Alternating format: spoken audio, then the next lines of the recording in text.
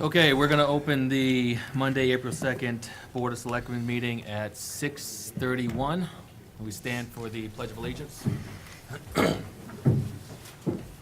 allegiance to the flag of the United States of America and to the republic for which it stands, one nation, under God, indivisible, with liberty and justice for all.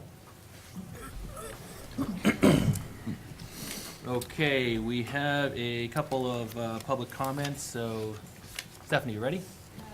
Sure.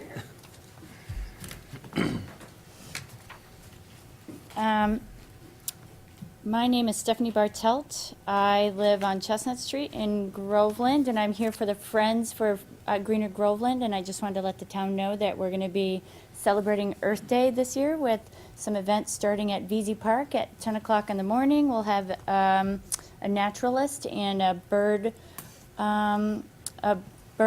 watching tour with some bird houses, and then we're also going to have an historical walking tour from Elm Park over to the Pines, and we'll finish up with a naturalist at the Pines with cleanups along the way. And at each of those venues, we'll be providing trash bags for people who want to do cleanups maybe in other parts of the town. And I do have some postcards. We also have a Facebook page for people who are interested. Thank you. Is that it? Thank you. Tracy?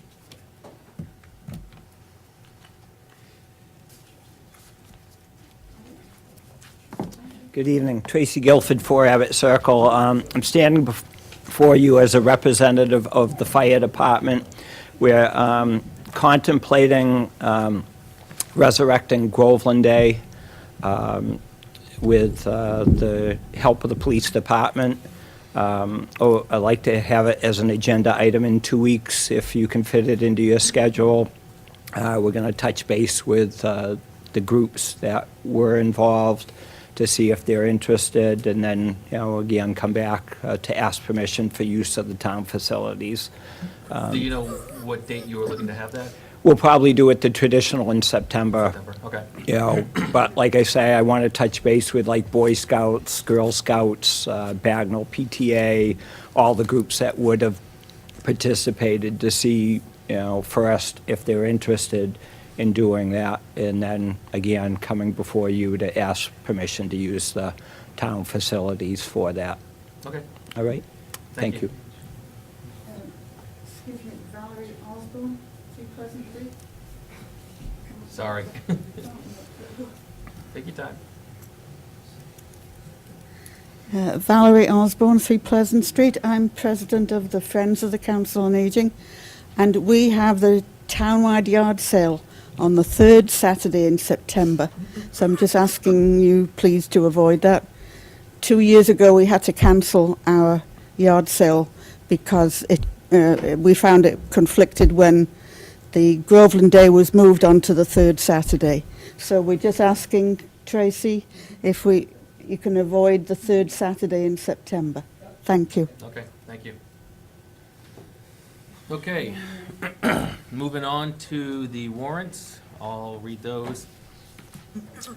Motion to approve payroll warrant number 18-39 in the amount of $151,106.33. Second. Second, any further discussion? All those in favor? Yes. Motion to approve bill warrant number 18-39 in the amount of $965,885.81. Second. Second, any further discussion? Breakdown, please. Pentucket is $772,000 for their assessment. Town bills is just under $30,000. The light department, $81,000. Water and sewer, $5,000. Payroll withholdings, $29,000. Chapter 90 paving, $9,300. And snow and ice, which includes the payment to our sidewalk plow lease, is $37,000. And that lease was $26,000. That payment. Any further discussion? All those in favor? Yes. Okay, moving on to presentation of senior center project.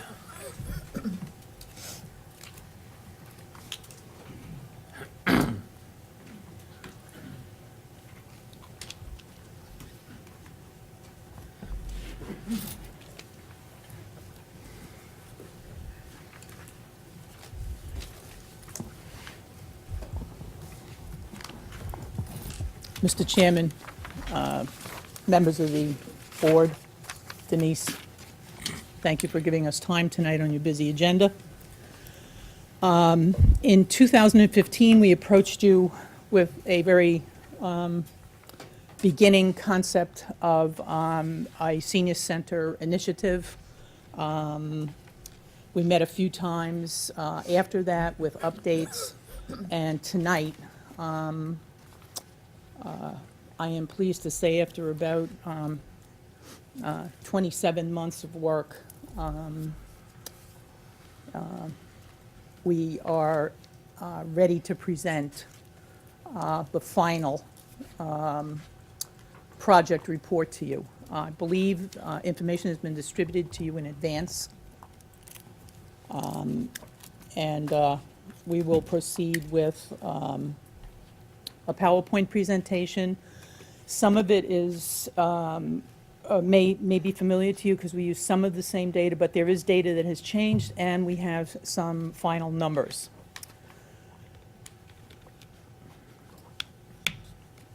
So in your packet that was distributed to you, you have a comprehensive summary of the final project conclusions, the justification for the senior center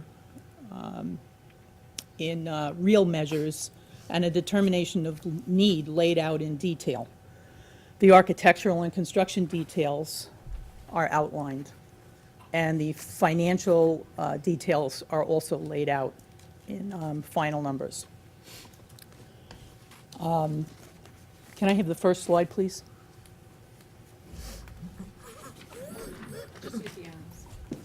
This is what takes us so long, a second.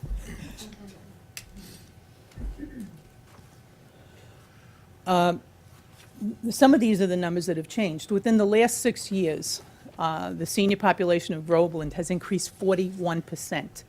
And we know that this is likely to continue nationwide.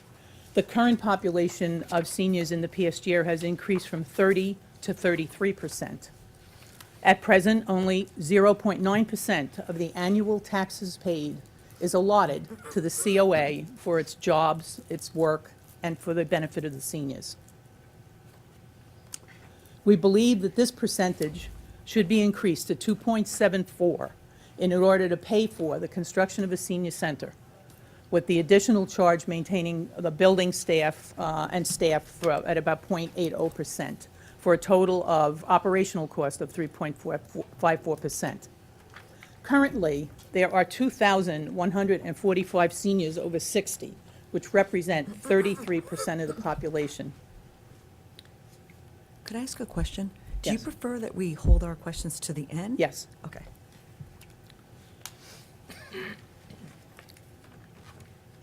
Presently, and likely minimally in the future tax rate on an average house is about $5,865. The current percentage of taxes of the COA, again, is 0.97%.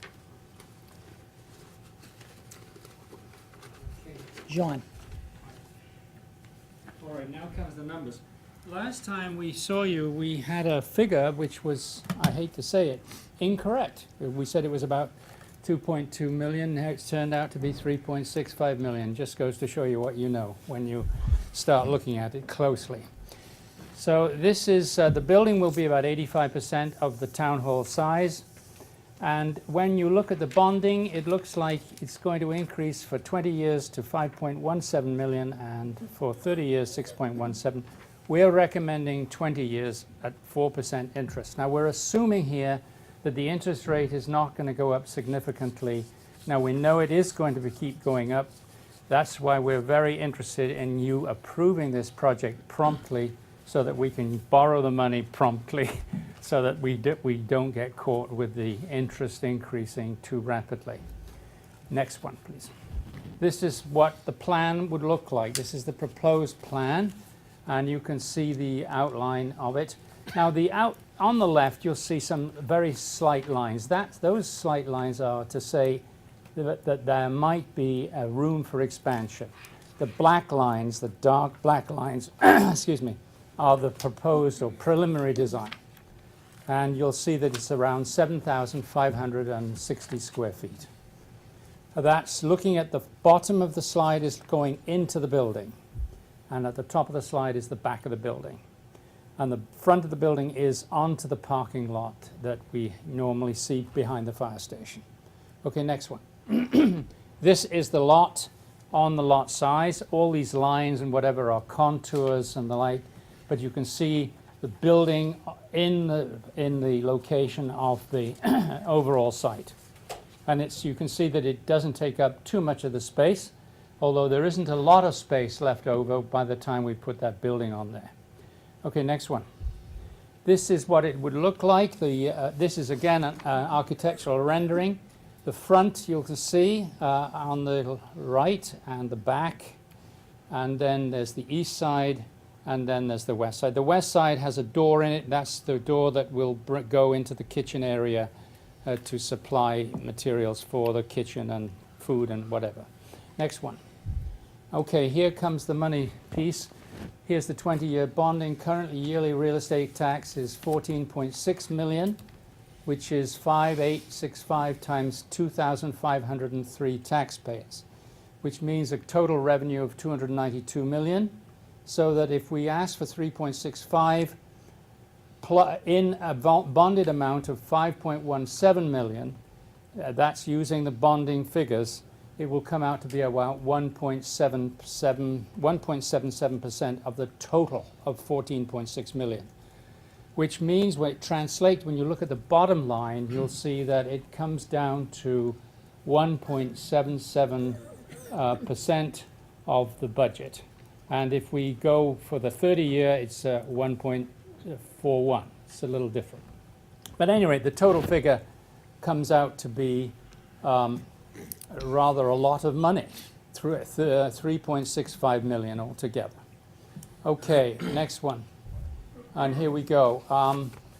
So what's it going to do on the tax rate?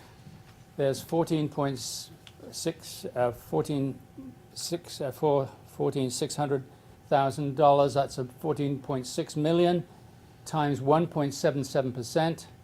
At the tax rate is 14.69, which boils down to 1.77 of 14.69 ends up 26 cents, or 26 to 28 cents a thousand. Assuming that the average payer is going to pay that right at 26 cents or so, it will come out to be at $105 plus $4 for maintenance, $109 for 20 years, cost over 20 years for average house owner, $2,180 over the 20-year period. So, next. And there are the final summary. Seniors in Groveland are significant growing percentage. Building of senior center will allow the needs of seniors to be served. Many towns in Groveland are short of spaces suitable for community outreach and social events. With a senior center, evening and weekend events could be accommodated with a limited space when the limited space is available in the town hall. Okay, it is anticipated, this is the main part, at the bottom you can see 20 years for 2,260. Next. This is a comparison of the towns. You can see that the population of the towns vary. These are towns of similar proportion. And the interesting part is that the cost has gone up. Cost per square foot for the first one was $420 around May 26. Well, actually, you've got to compute it as about 3 years before that, because that's when the price was acknowledged. So it really prices at 2013, really. And then there's a June figure. The Tingsboro is a special case. It just has a very large number of people to serve, and it didn't cost them anything. And then there's Westminster, which is what we have based our plan on, Westminster's plan, and they paid $400 a square foot, and we are now up to $483. But if you look at it from another point of view, which is how much does it cost per senior? It looks like Sterling costs $1,682 per senior, to $2,190 for Westminster, and Groveland comes in at 1678 because we have so many seniors. And that's the end of the story. Thank you. We can ask questions now? Yes. Great. So don't read into this, because I just want to know. Sorry. Yes? Of the 2,145 seniors over 60 that Yes. you have on your sheet, have you polled them to find out how many of them would actually use the senior center? Well, no, but what we did was we went around and looked at these towns and asked just exactly when the senior center gets going, how many people participate. And it boiled down to approximately a third of the seniors indeed are interested in coming to that place. All right, so Now, you're looking at about 720 or so out of this. Yes, but hang on a minute. Currently, right now, we were over in Georgetown, my wife and I, some time ago, and lo and behold, coming out of Georgetown were a number of people from Groveland. And so what happens is people, because of the center, there isn't a center, a lot of people go to Georgetown or they go to Merrimack for services. So that's another reason why we would like to have a senior center in town. Okay, and then one more question from me. Sure. You said the average cost per square foot of the building is $483?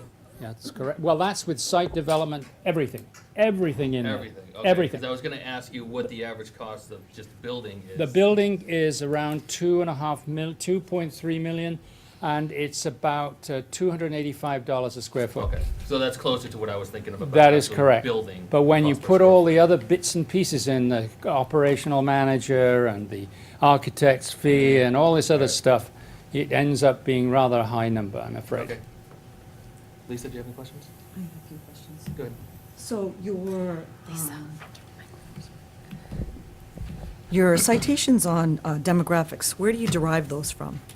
The demographics, where do I derive them Yeah, from? the number of seniors, the population of the town, where did you I get got them those? from Lynn Stanton, who is the director. We also obtain them from the senior centers themselves. We all use a similar software database. Pardon me? Oh. Hello. We all share, many senior centers, a software program that helps us calculate participation, various events, and so on and so forth. So part of some initial demographics were based on the federal census of 2010, which is heinously old. And so we obtain our information from both our own senior center database as well as those in other towns, whether it was Westminster or Tingsboro and so on. But your number that there are currently 2,145 seniors Our over seniors 60 that we serve, yes, correct. and the Because population number. as I mentioned, or I think as John mentioned, most COAs share people. We have folks from Groveland going to Newburyport, we have folks from Georgetown coming to Groveland, so they're not always strictly Groveland residents, but the majority are. But we do have the ability, all senior centers, to share people. Folks find a program in Haverhill more advantageous, so they go to Haverhill. Folks will come to Groveland because we have a program or event that's advantageous, and that's pretty much true, I think, across the board. Okay, because what I'm looking for is sort of more hard data as to how many seniors reside. Well, in- we often check with Mrs. Brody, our town clerk, who... But these statistics, you're saying rely on a variety? You took them from a It variety of depends, sources? like, exactly. For instance, Mrs. Brody, when she arranges her registration lists, she indicates so many people 60 and over. So we start with that often, and then we pare it down depending on someone who's passed away, someone who's moved out of town, so on and so forth. So for our seniors here in Groveland, that's the number we work against, what's listed here in our document. Okay. And then, did you do a polling of the communities in Essex County, and how many of them have senior centers, and how many do not? You didn't do any polling? Actually, we actually did some. We primarily focused on communities that were within our population range who had built senior centers within the past 5 years. So that we were hoping would give us a real eye on what people are doing and what they look like and what worked and what did not work. Within Essex County as a whole, there are very few communities left. Groveland is one of them. Georgetown used to be, but they recently overhauled the Pearly School, so they're able to utilize that space. But there are very few now left that actually work out of a town hall. For instance, West Newbury, Rowley has a center out of their old town hall, that sort of thing. By the way, a comment too, it's important to realize that the services that we do provide are quite significant. 9,500 and odd numbers of services have been provided this last year. Lynn, you could talk on that, I think. There are two figures that people look at when we're talking about seniors and senior centers. This is some data that we provide each year to the state. And one number is called unduplicated elders served, and the second number is duplicated elders served. So if Lisa Dubé Carpenter attends our yoga class, but that would be one unduplicated senior.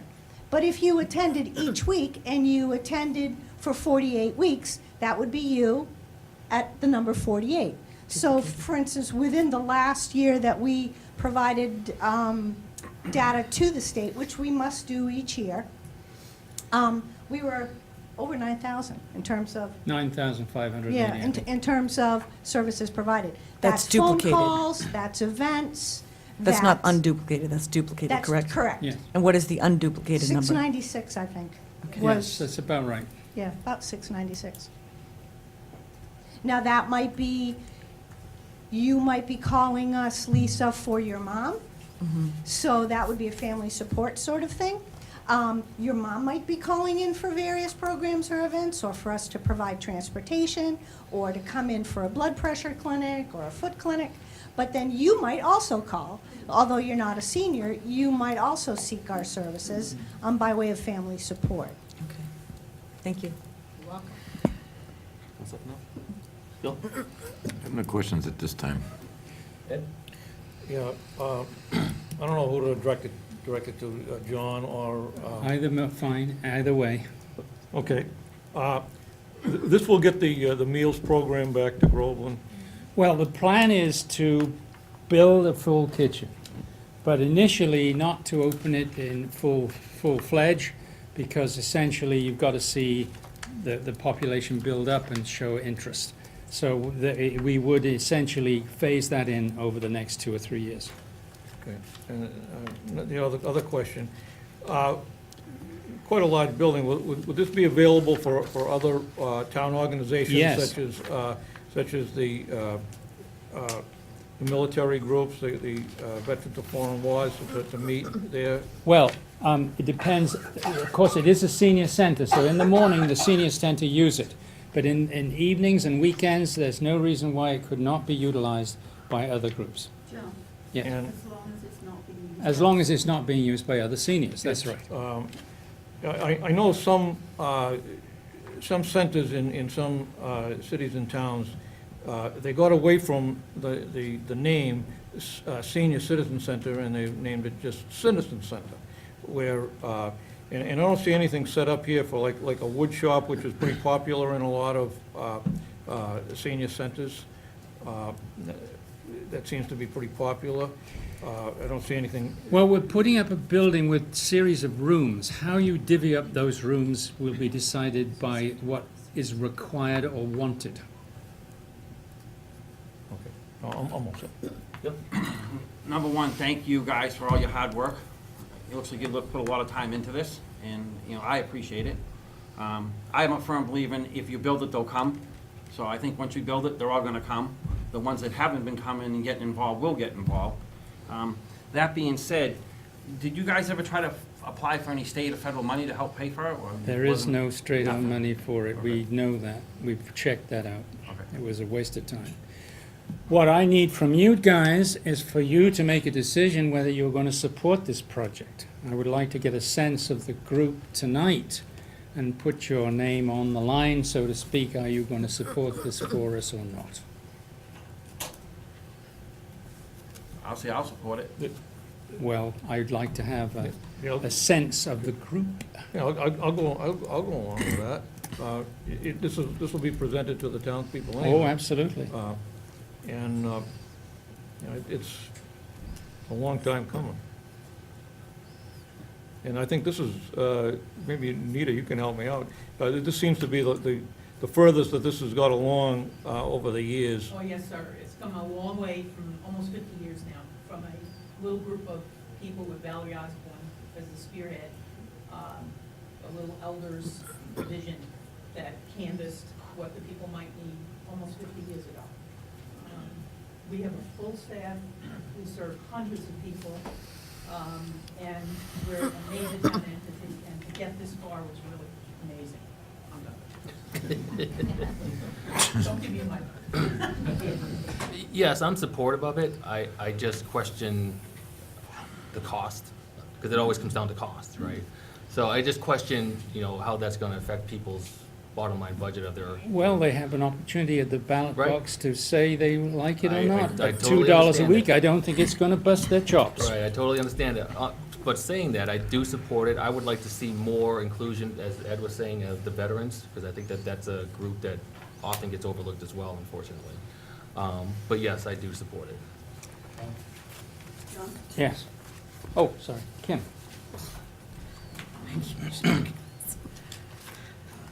Tim Jackson, 10 Park Street. I was on the group that we worked on this project. As far as the cost, we had, many of the group went and visited a bunch of the different senior centers. They asked the folks what worked, what didn't work, what do you need, what don't you need. We took into what we have for the site, which is right out back here. The building, we had the architect look at it and see, how we can make it fit in with the existing structures in the complex. And it's a slab on grade.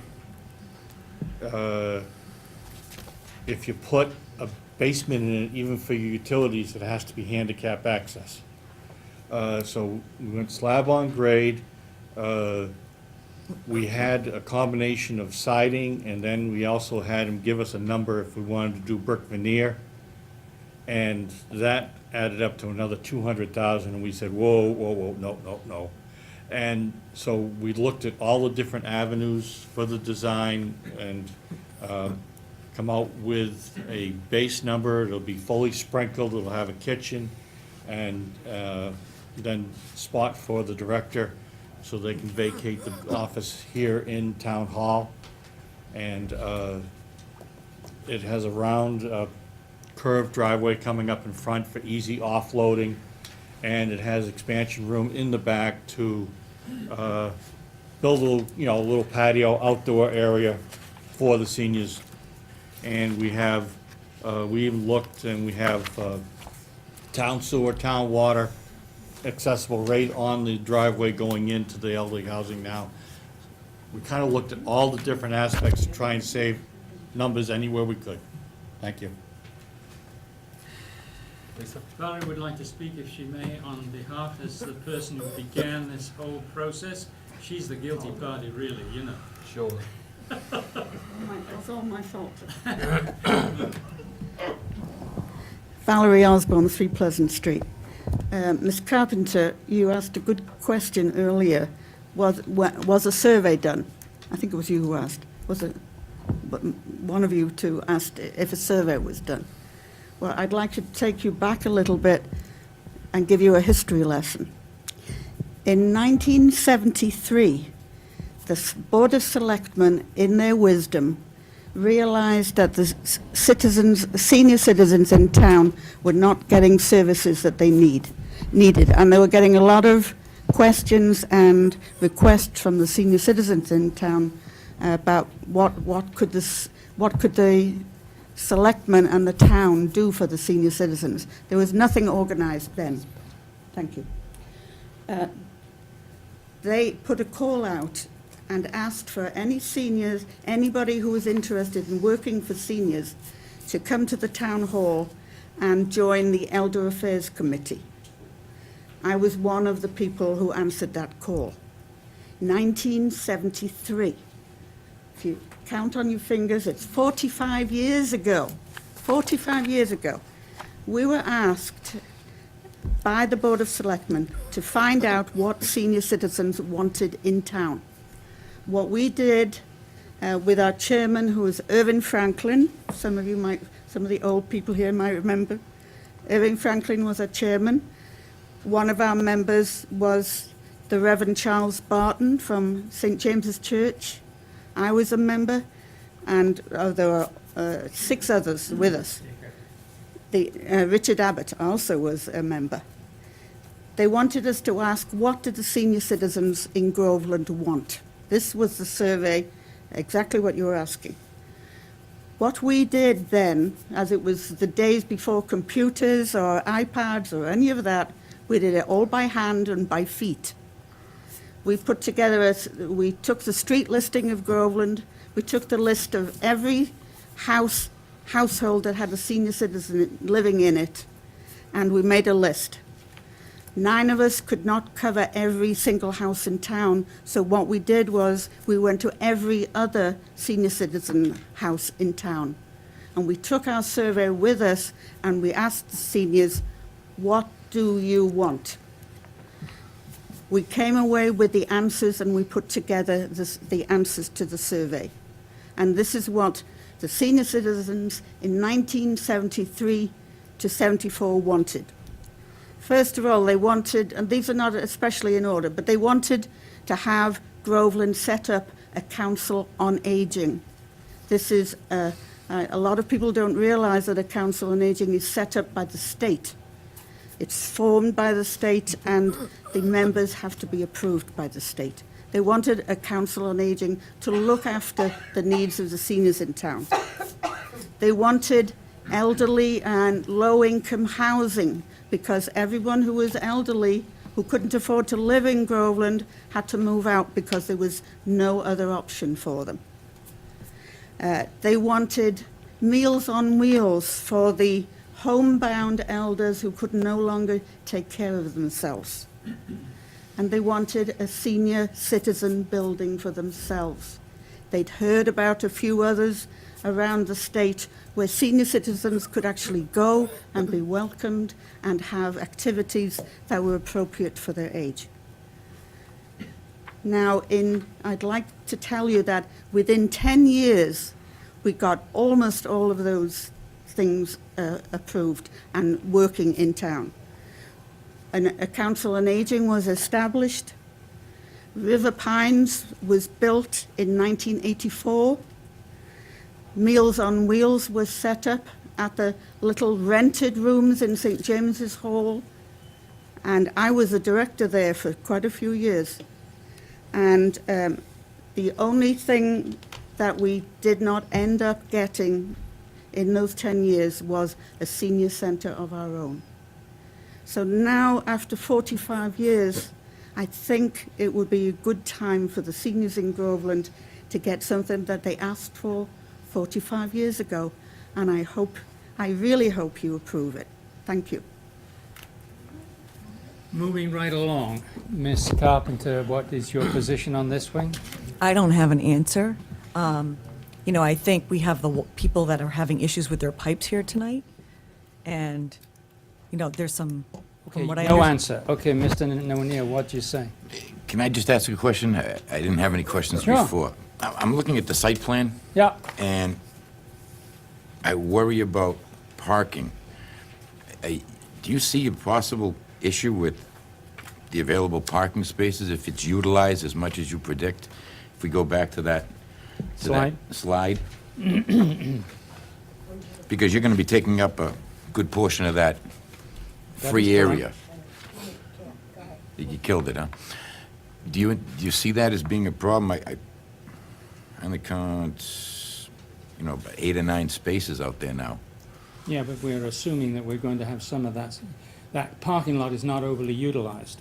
We're going to assume that some of it will be utilized more because of the center. Much more. Much more, yes. And it's the only question I have. You know, John, as someone that had two elderly parents that lived well into their 90s, I value the senior centers. I saw how it extended my parents' life because it gave them something to do, something to look forward to, people to communicate with in their own age group. It was important to them. I support it wholeheartedly. My only reservation is your timing. It's just, and 45 years is a long time to wait, and that's how long and a little more, we've been waiting for some new schools around here, too, so. The timing is never right there. Timing is never right. It's never Only this time it couldn't be worse. You know, again, you've got my support, but I'm not judge, jury, and executioner here. It's the rest of the townspeople course. you've got to As sell long on as this we have the project. majority of the selectmen on board, I'm more than happy to proceed. And you've got a real tough competing issue. Thank you. Hold on. Lisa, you didn't get a chance to finish your Well, I thought. just had a few concerns. One is, there are residents here tonight regarding water issues, and if we have to replace infrastructure related to that, I don't know what the cost is. We've got the school issue coming down, and then what I continually hear from people, and I know from my own tax bill, is that it's gone up significantly. So are we pricing out the people here that would take advantage of these services because they're on a fixed income? I believe at $105 a year, it is But this is not the only It is, thing. I understand that, but it is after 45 years to ask for people to put into their hands in their pocket $2 a week. I think that's pretty poor if you can't do it. Thank you. And then I will also add that for me, this would have been more palatable if it was more inclusive with other parts of the town.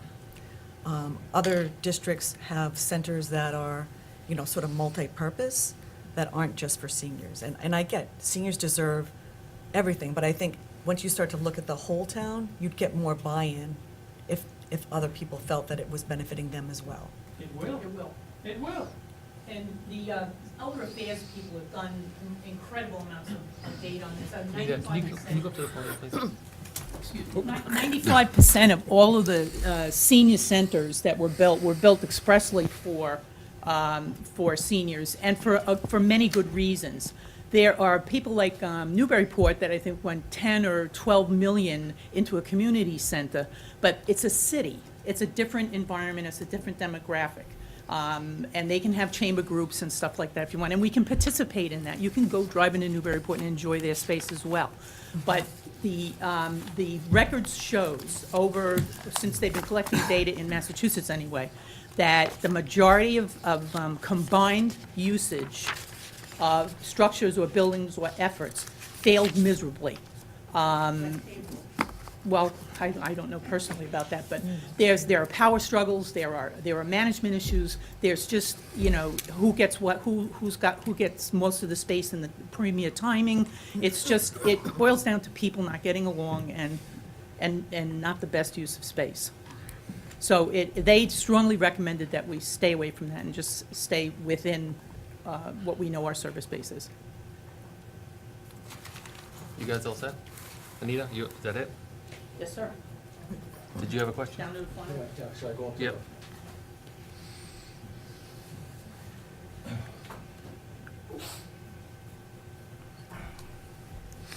My name is Jim Logan, Washington Street, Groveland. I'm on Social Security, okay? That's it, Social Security, nothing else. My wife, who was 75, Social Security.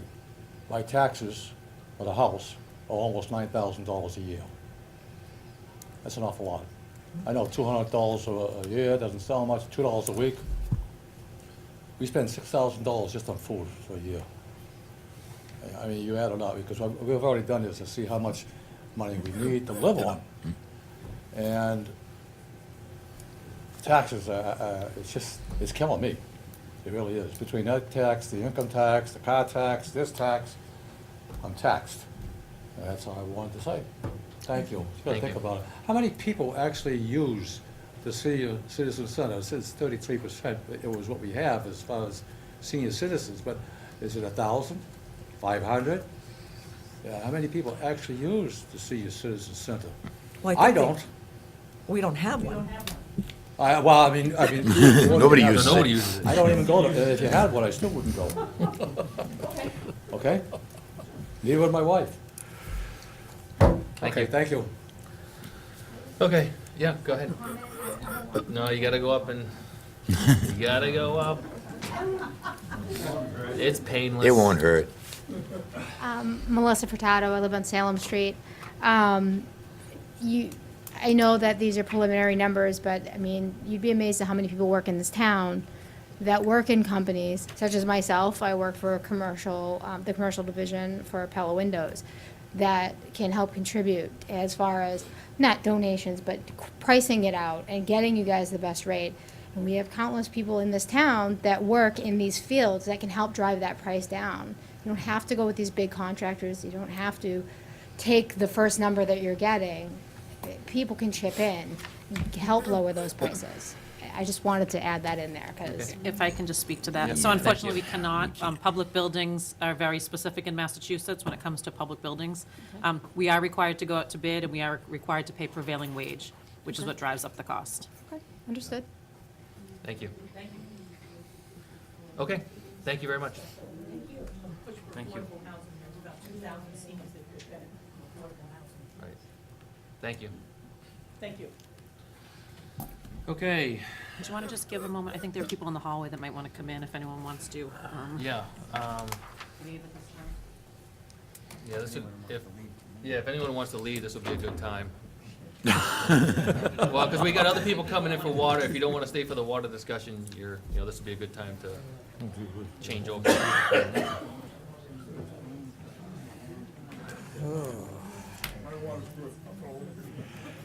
Well, you know what? That's a good thing. Hopefully it stays that way, right?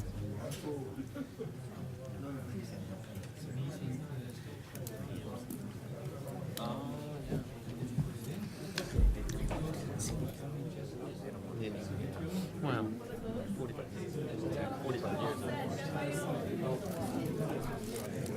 Please remind people to go to a speaker microphone.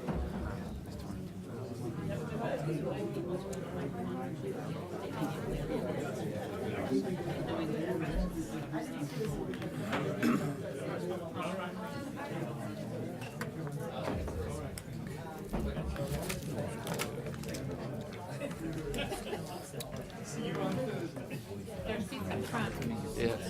Can we take some seats, please? Excuse me. Excuse me. Can we take some seats, please?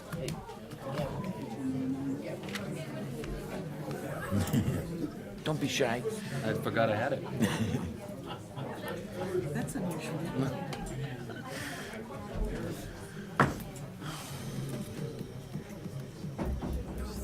Still got seats up front, please. Pretty please.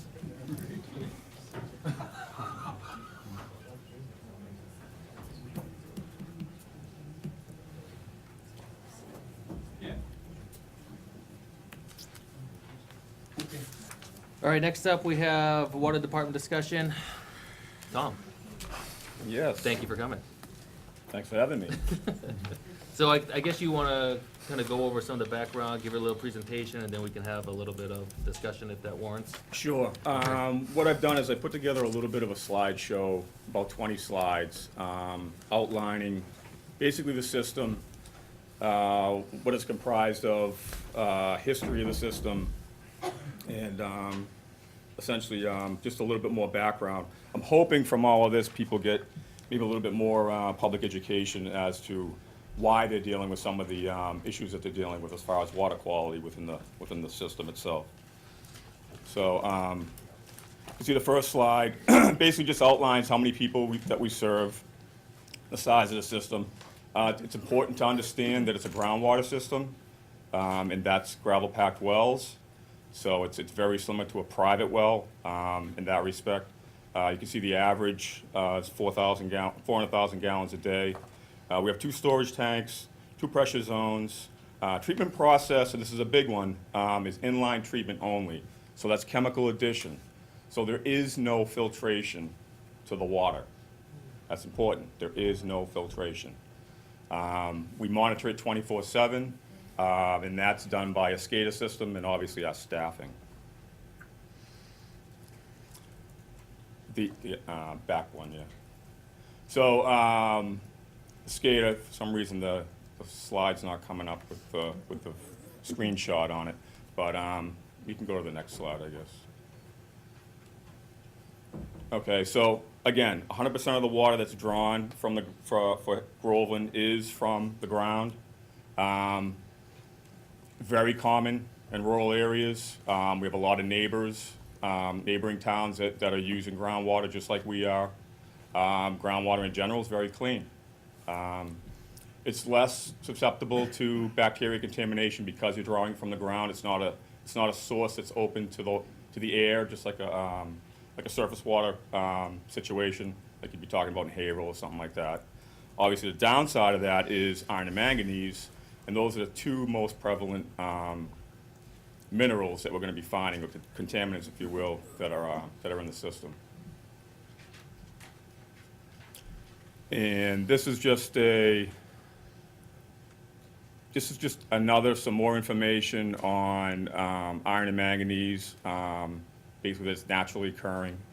It does have guidelines for secondary contaminant, which is 0.05 parts per million. So when we're talking about how we analyze the water, and again, we take the samples, we send those out to certified labs, they're the ones that do the analyzing.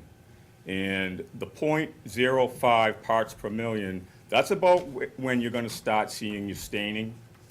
So that's when you're going to start seeing clothes that are stained, or fixtures, and things like that. Back in 2013, Mass DEP adopted the guidelines for EPA, which has put a health advisory at 0.3 parts per million for a health hazard, and an acute at 1.0 parts per million. Right now, Groveland, this is our current situation, and there's a lot of handouts in the back of the room if you guys want to follow along. We are in total compliance, so we are not out of compliance as far as a health standard is considered, but that doesn't mean you're not going to have an aesthetic problem. So in the bottom there, that last bullet, if we were to see some sort of a 0.3 or above parts per million consistent problem here in town, then that's going to trigger an action level. And that's something that DEP would go ahead and, they're going to want a plan from us outlining what the town's going to do to take care of that. But again, we're not at that point. Sean, I'm going to pause for a minute because your pictures aren't coming through. I'm just going here. So for some reason, it won't show you pictures.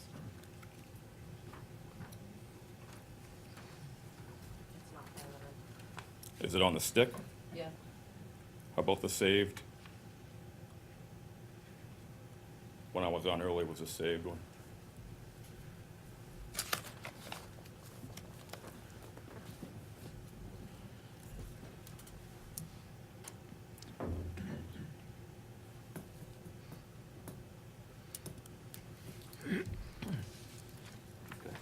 Hey, Tom, while we're waiting, can I ask you a Sure. quick question? Yeah. You're at 3 milligrams per liter or 5 milligrams per liter?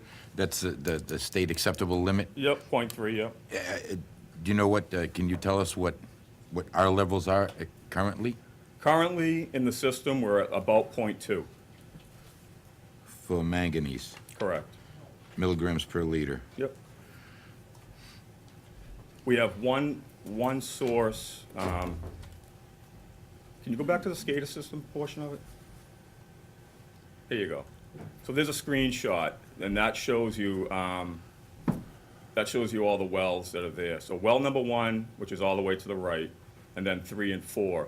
Those particular wells are combined, meaning that that's a blended source. So both those wells go to a common treatment facility, and then it's sent out. As far as age, well number 1 is about 1965 vintage. Well number 3 is 1979, and well number 4 is about 1997. So we are seeing with the older wells, we're starting to see iron and manganese levels get a little bit higher because of the age. And the number 3 well this year, or 2017, we did have a level above the action level on that particular well, but because it's blended, it actually, it knocks that level down because we're pumping both wells at the same time. So we're not in violation. And that's how that works. So we only do what the state tells us to do from a testing standpoint. We get a 3-year plan. You know, we follow that 3-year plan. They monitor that 3-year plan. Any violations we have to obviously follow up on. And then we do additional testing too, above and beyond what the state is requiring us to do. And that's stuff that we do out in the distribution system. So we have a pretty good handle as far as data on what the iron and manganese is out in the system from a health standpoint. And that's just a map showing you basically where manganese is found. And you can see where it's basically all over the United States, but it's pretty prevalent on the East Coast. So something that's not uncommon.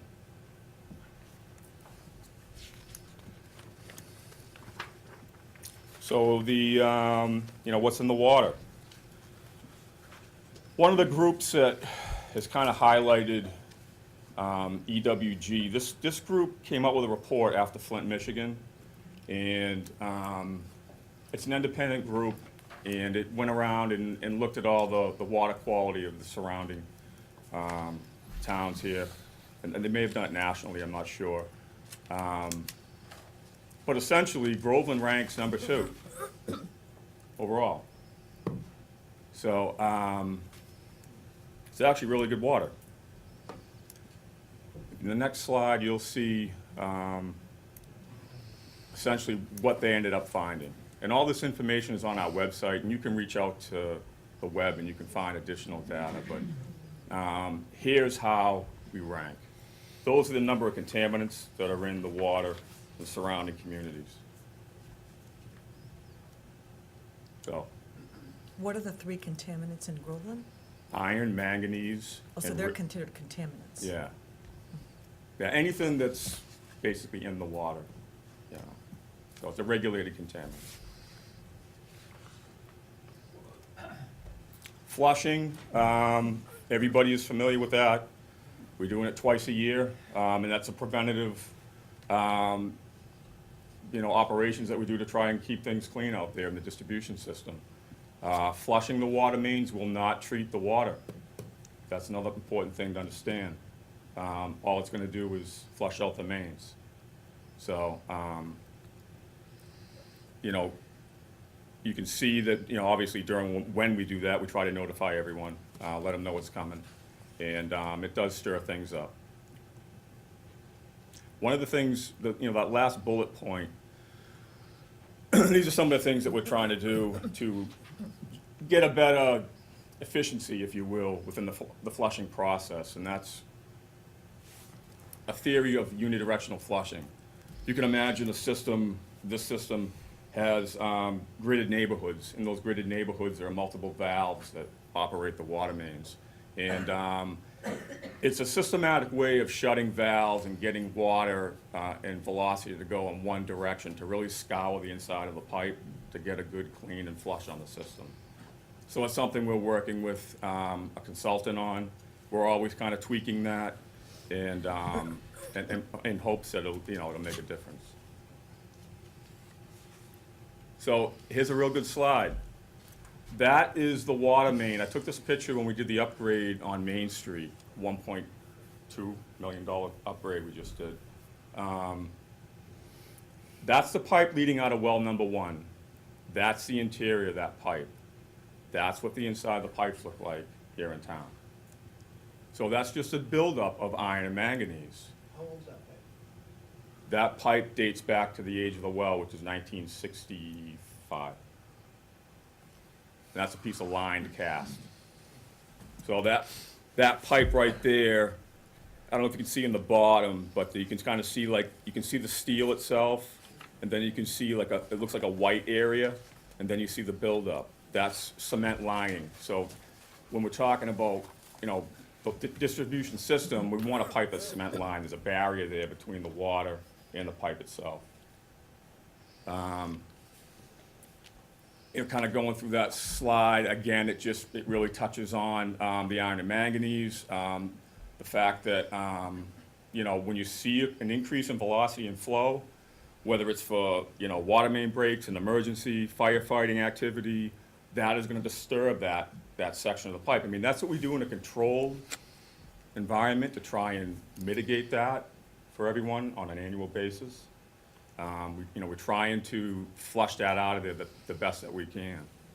So customers that are on pipes that are unlined, or those with longer services, real long services, they're going to go ahead and experience that probably more than anyone else. And that's what we tend to see with the calls that come in. You know, we see it associated a lot with that. Not everyone, but the majority of them.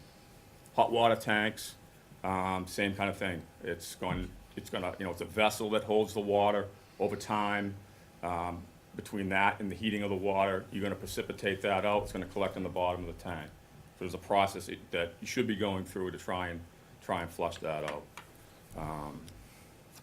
Summer months, we might see that increase in demand, and sometimes we'll get some discoloration, especially in neighborhoods that have a lot of irrigation systems and whatnot. So mini flushing, you know, it's just it's another term. But in and out of our flushing cycle, the system is temperamental. So if it's a contractor that for whatever reason is on a hydrant and that they shouldn't be operating it, whether it's a hydro seeding operation or something like that, or again, fire department, you know, doing what they should be doing, putting out fires, it's gonna stir up that buildup. The recent discoloration, the event that happened just recently, that was a fire drill. So, you know, it's something that we're trying to work on from a protocol standpoint to get in the same open communication, a little bit more open communication, a little bit more notice, so we can let residents know, and not only that, kind of dovetail that fire training into our flushing program to try to mitigate that as best as we can. Even if you let us know, what do we do? We just don't use our water that day? No matter what, if we're gonna go ahead and do something like that, some sort of activity, you're gonna have discoloration. That's gonna happen. So Tom, I think part of the concern that I've heard is that you do the flushing, and that causes the water discolor. And then the water discolor, so you flush it to fix the water discolor. So it's kind of, the way it looks like it's just a circle of, you know, you flush and you clean, you flush and you clean, you flush and you clean. And I know a lot of it has to do with where you live, and the older the pipes are, the more apt you are to have color and stains like that. Yep. But really, if we're looking at this from a solution and what we're gonna do to possibly fix it, because I know it's a big concern, it's a basic necessity, right? What would be like the best thing to go through for the town? And I know it's not gonna be cheap. Right, well, let's get on to the next slide. Okay. So here, you know, here's basically our water tank, brand new water tank. And this is a process that we go through to clean the water tank. It's very similar to what your hot water tank would be. It's a vessel holding the water. This gentleman's gonna go in, he's actually gonna vacuum off the bottom of that tank. Right now, you're watching him being disinfected prior to him entering that. Next slide. That slide to the left is what's coming out of the bottom of the tank. Slide to the right is after it's clean. Next slide. So, what can we do today? System-wide, not much right now as I stand in front of you, without spending some serious money. So you'd be talking about putting in a filtration plant. It'd be the tune of about $10 to $15 million to do that. Our current capital plan is about 10 to 12 million. If I were to implement our current capital plan, which does not include a filter plant, that would double your rates by 135%. Is it possible to get a federal bond? Well, if you bond it, you're still gonna pay it. A grant, you would get maybe forgiven, but a bond, I mean, all our debt is bonded. So when we incur that debt, you incur that cost. What about some kind of grant to give money towards us getting our own filtration systems in the house? You could put your own filtration system in. That's one way to deal with it from a one-on-one basis. I'm not aware of any grants that Tracy, would be available for can you that. get a microphone back there so they can use it, please? Sorry. I don't think I have much. I can spin through the slides and I'm gonna put this microphone back here if anyone is gonna speak. yeah, I got like a question and answer portion at the end of it. Grab the microphone, please. I tried to get through this real quick. So again, we stand behind the fact that the groundwater's safe here. Absolutely safe. Does it mean that you're not gonna have dirty water? No. And I know it's, to look at that and to say, well, I can't comprehend that. Well, I'm not lying. I mean, I wouldn't do that. It's just, we're bound by regulations from the federal government. And we live within those federal regulations, which are mandated by the state. So, we have seen some uptick in the water, calls that have come in. I put up there some stats I went through today. So I'm gonna say on average, it's been about 40 to 50 calls annually. 2016, it was really elevated because we had a situation where we were cleaning one of the wells, and the well got back brought online, and the pH was a little bit low. So that created an event. We had to do a flushing event there, and it really affected the well number 1, which is located on Main Street. That water main at that point hadn't been replaced yet, so it was a real problem. So that was a bit of an odd year. And then 2016, we dropped down to 26 calls. So we saw a serious decline. Year to date today, it's been 4. 2 of those were from the event that just happened recently. What residents can do, just put it back one more, please. I'm sorry. So, you asked about the home filtration. You can do that. I mean, it's $200 to $500 roughly to put in one of these whole house filters, if you will, which is basically a canister type filter. Beyond that would be a water softener, which is what you would see pretty much in most homes that have private wells. They're very common, and it's important to understand, that's what you're drinking. You're drinking well water. So it's gonna have those same characteristics, and there's a reason why, that filtration's out there. Next slide, please. Can you explain what the difference? Can you explain what the difference is between what a water softener would do and what a filtration system would do? Yeah, so it's an ion exchange. So it's, This is what a filter looks like. Clean, dirty. After 3 months of usage in my home. So that's the water filtration. Water filtration. I have a 3-stage system in my home that I put in because my wife and my son, their eczema was getting so bad. High levels of iron, the chlorine, all that stuff. After 3 months, I called the company. They recommend 6 months changing this out. I changed it out after 3 months. They told me to change it out every month if it's looking like this. This is what a clean one looks like. Wow. So what would your cost be if you replaced that every month like that? Can you go to the microphone, please? So about 6 months ago, I put a whole house filter in my home. It cost me about $600. It hasn't helped completely, I shouldn't say totally, but it has helped. These filters cost about $20 to $25 a piece. I'm changing every month. It's $250 a year. About $300 a year. Just for this. And this is only one of the filters. I have 3 filters. This was just the worst one I brought in. So are you changing 3 of them per month? Changing 3, different sizes. It's a 3-stage system. so the next step to that would be a softener, which is an ion exchange, which would be more money. And what does that do that's different than the filter? That's gonna have a resin in it that's actually going to attract the iron and manganese. So it And attracts both of them? Yeah, it's gonna really, you probably, more than likely, you're gonna want some sort of pre-filtration, like that gentleman has right there, and then it goes into the next step, which actually, really does a real good job at it. The more you pay, the more you're gonna get. And this is in a larger scale, so this is what we were talking about for iron and manganese control for the whole town.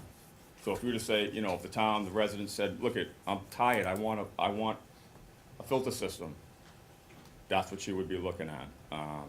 Something in that realm. There's a couple different methods that they would use that you can look at, whether it's membrane filtration. or a sand filtration or biological filtration. But essentially, you're gonna oxidize that iron and manganese that's in soluble form, and that's gonna fall out and it's gonna get removed. You can do another thing called sequestering there. I'm not a big fan of it. All it is a polymer, typically, that's added to the water that puts a coating on the iron and manganese when it's in soluble form. It keeps it in soluble form. It can have other side effects to it. And then the alternate would be, an alternate water source somewhere else, which I wouldn't really recommend unless it was in town here. I mean, we're always looking at the sources and how we can improve it and add more sources online. But the fact of the matter is, it's always gonna be groundwater. It's not gonna be anything but groundwater. To the gentleman with the filters, Yes. can you come up to the microphone? Yes, sir. I'm leaking a little bit. That's okay. sorry. Now, is that worse during this time when the flushing happened and, there's more sediment being drawn up, or is that constant? Constant. That's constant with you? Yes. And where, Yes, sir. what's your address? I live on Ann Street, right off of School Street. I don't experience a lot of brown water like some of the people that here do. Yeah. Not nearly as bad as I've seen or I've heard. But that was a preventative measure for the health of my family. Right. So that's why I had put it in. When we moved here last year, immediately my wife and my son, their eczema, every day they were having flare-ups. We talked to some people in town, some people I knew. They said it might be the water. So I researched a little bit. I had the water tested. I decided to put in the filter, and it's helped, but it hasn't helped completely. Now, there's different type of filters, because I have a water filter on my main line. It's just it's an inline filter. It's The nothing. canister's probably about that big. Yeah, and I change it every month, 2 months. I mean, and it gets, filled with sediment, and it gets slimy, and I clean it, and that's how I keep my water heater going for 20 years, because it doesn't sit in the water heater tank like Yep. Tom had drawn out. So are you using the same type of filters all the time, or are you changing up to see which ones work better for? All three of them are in use at all times. But because each filter, you can get different types of filters to filter out different types of. Right. So my main concern was heavy metals and chlorine. Okay. Because I thought that that's what was causing the eczema flare-ups. This is a sediment filter. I only brought this one in because it was the worst. My post filter just. Thank you so much. Thank you. Is not nearly as bad as this. It's a smaller type carbon Yep. filter. And then I have a main filter that's about 3 feet tall. I can't. It's attached to my main line. I change it out every 3 years. It's good for 3 years or 300,000 gallons. Okay. Whichever comes first. And that is the heavy metals, the chlorine, the bacteria, all that stuff's coming out of through that. It's not a complete fix because you can obviously see that there's still stuff coming through. And I've tested the water afterwards, and the levels have come down, but not a lot. The levels of the iron and the. Iron and manganese, Okay. because that's what my wife went to a specialist, an allergist. She was allergic to all this stuff. Okay. So Thank you. you're welcome.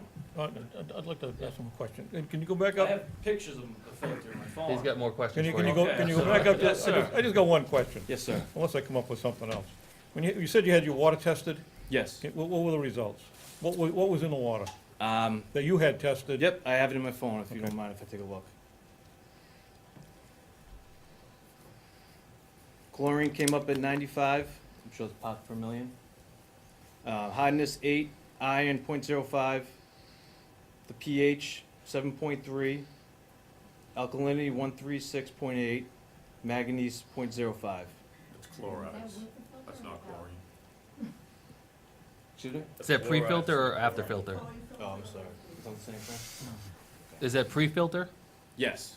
And what was it after filter? Do you have those? I don't have it on me. What was your name again? Sorry. Jeff Maniscalco. Okay, thank you. I did like a little home test kit. That one I had done by a plumber in town. Okay.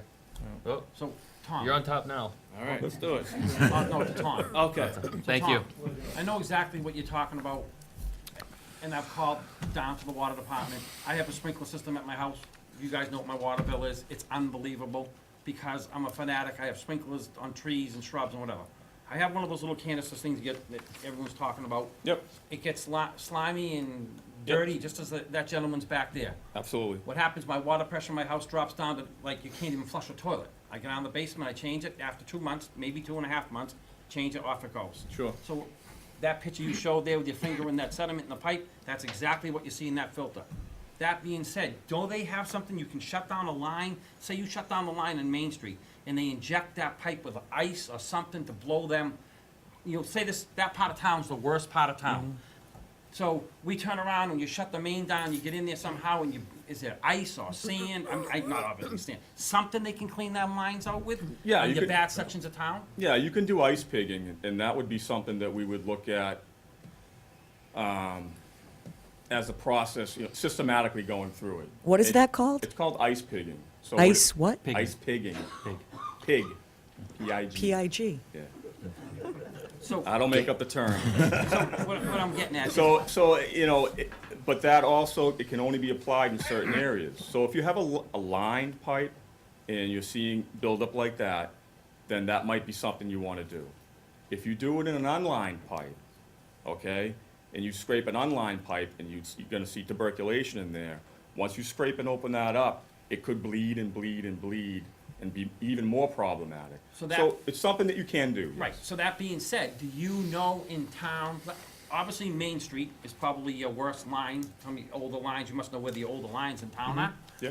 You guys as a committee in the water department, could you guys take and look at them, your call areas you're getting all the calls in on? I understand the fire department, that was a whole issue all by itself. Huh. That was an issue where the fire department didn't contact you or whatever, something didn't take place, it got staying It in would have that- happened if there was a fire. Right, so going forward, this is not the first time we've been here.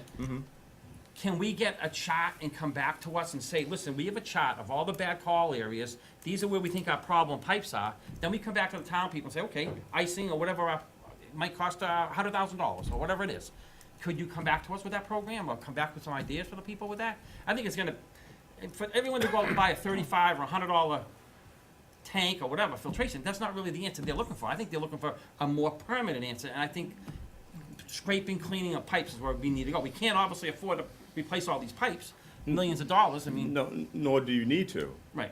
And we're actively doing that. So, I mean, part of the process going through with this consultant is to maximize unidirectional flushing program, say that we checked that off the list. Everything that we're doing is the best that we can be doing. Now let's look at how many hundreds of thousands of dollars we're gonna spend on ice pigging. Okay. Okay? And then apply that and see where we might wanna be from there. That will not take the iron and manganese out of your source water. So you can clean this up all day long, but over time. Because you're saying it's not the pipes, it's the water. It's a combination. So it's a combination of an aging system where it has unlined pipes that need to be replaced. It's a combination of, the flushing itself and maximizing that process, and the fact that you have iron and manganese in groundwater. Is it fair to say, though, that a lot of our pipes have that buildup in them, most likely? It's an Sure. old town. We have a lot of old infrastructure in here. Yeah. So it's fair to say that probably a lot of that, in as much flushing as we do in a night, let's say we flush for an hour or something, you know you're not gonna get it all out. No, it's impossible. You're never gonna get all that sludge out of those pipes in the night, right? Well, we do it for 2 weeks, and Well- each time we do, it's about 5 million gallons. So, I Right. mean, But can you explain to people is it the back scraping? Is that what you called it? The ice pigging? No, not the pigging. The back scraping, so it's the flow scraping, so it's not going all the Oh, way the to single- unidirectional flushing? Because I'll tell you, I asked my uncle about it, who's a plumber, and he put it in real simple terms for me. He said it's like when you're petting a cat and you go this way and you don't get any fur, and you go this way and your hand's full of fur. So when you go back the opposite way that the water's been flowing for 2 or 3 years, it scrapes that pipe all the way back through, and it generates a lot more of the sediment, but it does clean the pipe back, Yep. correct? Yes, and I'll just say, we've given this task to a consultant, all right? He's looked at our current program. We're not way off base, okay? So the guys are doing a really good job, and we have a systematic way of doing it. It's something we've been working on for years. So, if we're 90%, between 80 and 90% of what we're doing, not counting some ice pigging here and there, if we would say to kind of throw that in the mix. So, we're doing everything we can for what we have right now. We're obviously going to work towards, making it more efficient. But it's not like my consultant looked at me and said, oh yeah, you're all wrong. I mean, he plugs this into a hydraulic model.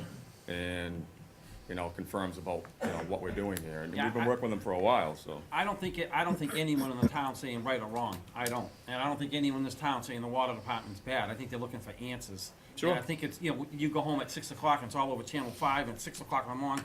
That's not what we want. You know what I mean? I don't Yeah. think you guys want that either. You guys work hard Absolutely at what you not. do. So, Can I just break in Yep. here just to get it? Go to the microphone. Um, Say your name. First of all- Say your name, please. My name's Dave Edwards. I live off Briarwood, which is off of King. Do you have dirty water at your house? I don't live in town. Okay. I got one question for anybody behind me or in front of me. How many people put their kids in a dirty tub? Now, you pointed out there's only, like, we rate number 2 in terms of contaminants. Mhm. Okay, so the contaminants the other towns have must be invisible. They're all on filtration. Okay, what I'm saying to you, and you're not able to really identify with some of these other people that may have pictures. It may be safe technically from your numbers and statistics, but it's not something you're gonna wanna sit into, and it's not something you're gonna put your grandkid in. Like, I have 3 or 4 grandkids that come up all the time, and you're not putting them in the tub. So, I think that's the big thing here. It may be safe, like I said, in terms of what the chemistry shows, but it's not the kind of stuff you wanna drink or get into. And I think, you can talk about what the solutions are. There's gotta be some kind of filtration solution. If these things are that old, that's the only way it's gonna get fixed. Well, that's why I put it together tonight, so you could Yeah. make that evaluation, and, So I mean, I I know think- your particular water service, you're one of those ones that get into, you're on a really old water main that needs to be replaced, okay? And you have about a 300-foot water service. Is this a joke? Yeah. Hey, can we get control here? I mean, really, we don't need a demonstration like that to prove that someone's brave enough to drink that water. That's really kind of counterproductive. Yeah, I mean, I really hope you're not getting the idea that I'm poo-pooing the whole thing. No, we're not, and I believe your statistics. I don't think you're gonna stand up and tell us stuff that's not true, because we can all Absolutely. get on the internet and figure it out. But, there's certain things you hear about the complaints, the number of complaints. Frankly, I gave up at some point, because I attended a meeting 3 years or so ago where you were there. Yep. And you guys talked about the same stuff you're talking about, and the cost of fixing it. And This isn't something you know when you buy a house in this town. No, That's one of the issues that bothers me. well, no, I know, and at that meeting, we talked about that particular pipe needed to be replaced. We talked about you have an extremely long water service, and I emailed you numerous times to go out there and try to help you do that, and go inside and troubleshoot it, and you never got back to me. I don't recall that. I can pull the emails for sure. Okay, you should do that and let me know. Because anybody that has a real long water service like that, you're not using enough water to scour that pipe. It's the same thing that we do. 1 minute. He has about a 300-foot water service off the road. His house is set way, way back. So it's a little unconventional to what a normal service What you're would saying be. about the service might be fine. You know what? I didn't know that when I bought the house, and that's got nothing to do with what we're talking about here. You can't blame my situation on the length of my water service, okay? It's an absolute fact. Okay, the fact is the water is dirty coming into that service. That's the fact. Yeah, the pipe needs to be replaced. You're Okay, absolutely right. So again, He's entitled to clean water. yeah, I mean, and the problem here is there's a bunch All of right. people in town here that don't have dirty water. So, I don't think they got any skin in the game. And we got skin in the game. And I'm As of not last just- year, we spent $2 Hold on. million on replacing water mains. King Street is the next one in the queue to be replaced at $1.2 to $1.5 million.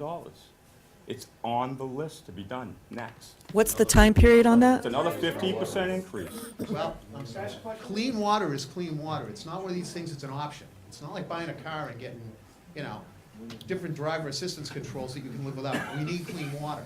And again, I understand you don't live in town, but, you're the expert up here talking about, what we should feel safe with. I'm gonna pass the mic on. Inez? Very quickly, you said that all the other, Inez Steele on Union Street in Groveland. The other neighboring towns all have filtration systems? Most Is that of them what you do. said? Yeah, most of them. And we don't, and that's what would cost between 10 and 15 million Correct. for us to have? Is there any other source for that type of money? Is there any state money or federal money or any other way to get money so that we can have a We want a filtration. Well, Lenny Muir is here. Maybe he could speak to I that. was just gonna ask Lenny, I'll ask Lenny up in a second after we get some more questions, because I'm sure there's gonna be other things for him to address. Go ahead, can you say your name, please? My name is Amy Janakopoulos. I live on Carlita Road, and you basically said what I wanted to say. But also, are you aware of which pipes, old pipes in town that needs to be replaced? Have you mapped it out? Yes. It's all mapped out, because I was curious about where exactly it was, because, and if it was in newer developments and as well as older developments. It's gonna be right around that 1950s vintage. Okay. If you go on our website, it's called CIP plan, it's a capital I looked improvement at plan. that. There's a whole catalog there that lists all the water mains in order for replacement. And that gives you the composition and the condition of the pipe. And obviously, a pipe that's really, deteriorated or unlined, similar to your pipe where you are, you're also in that queue, you're in the top 15. What's the timeline? One a year, one every couple of years? We've been doing, like I said, in the last year and a half or 2 years, we did $2 million worth. So, as I said, if I follow the capital plan every single year, that's a 132% increase to the rate.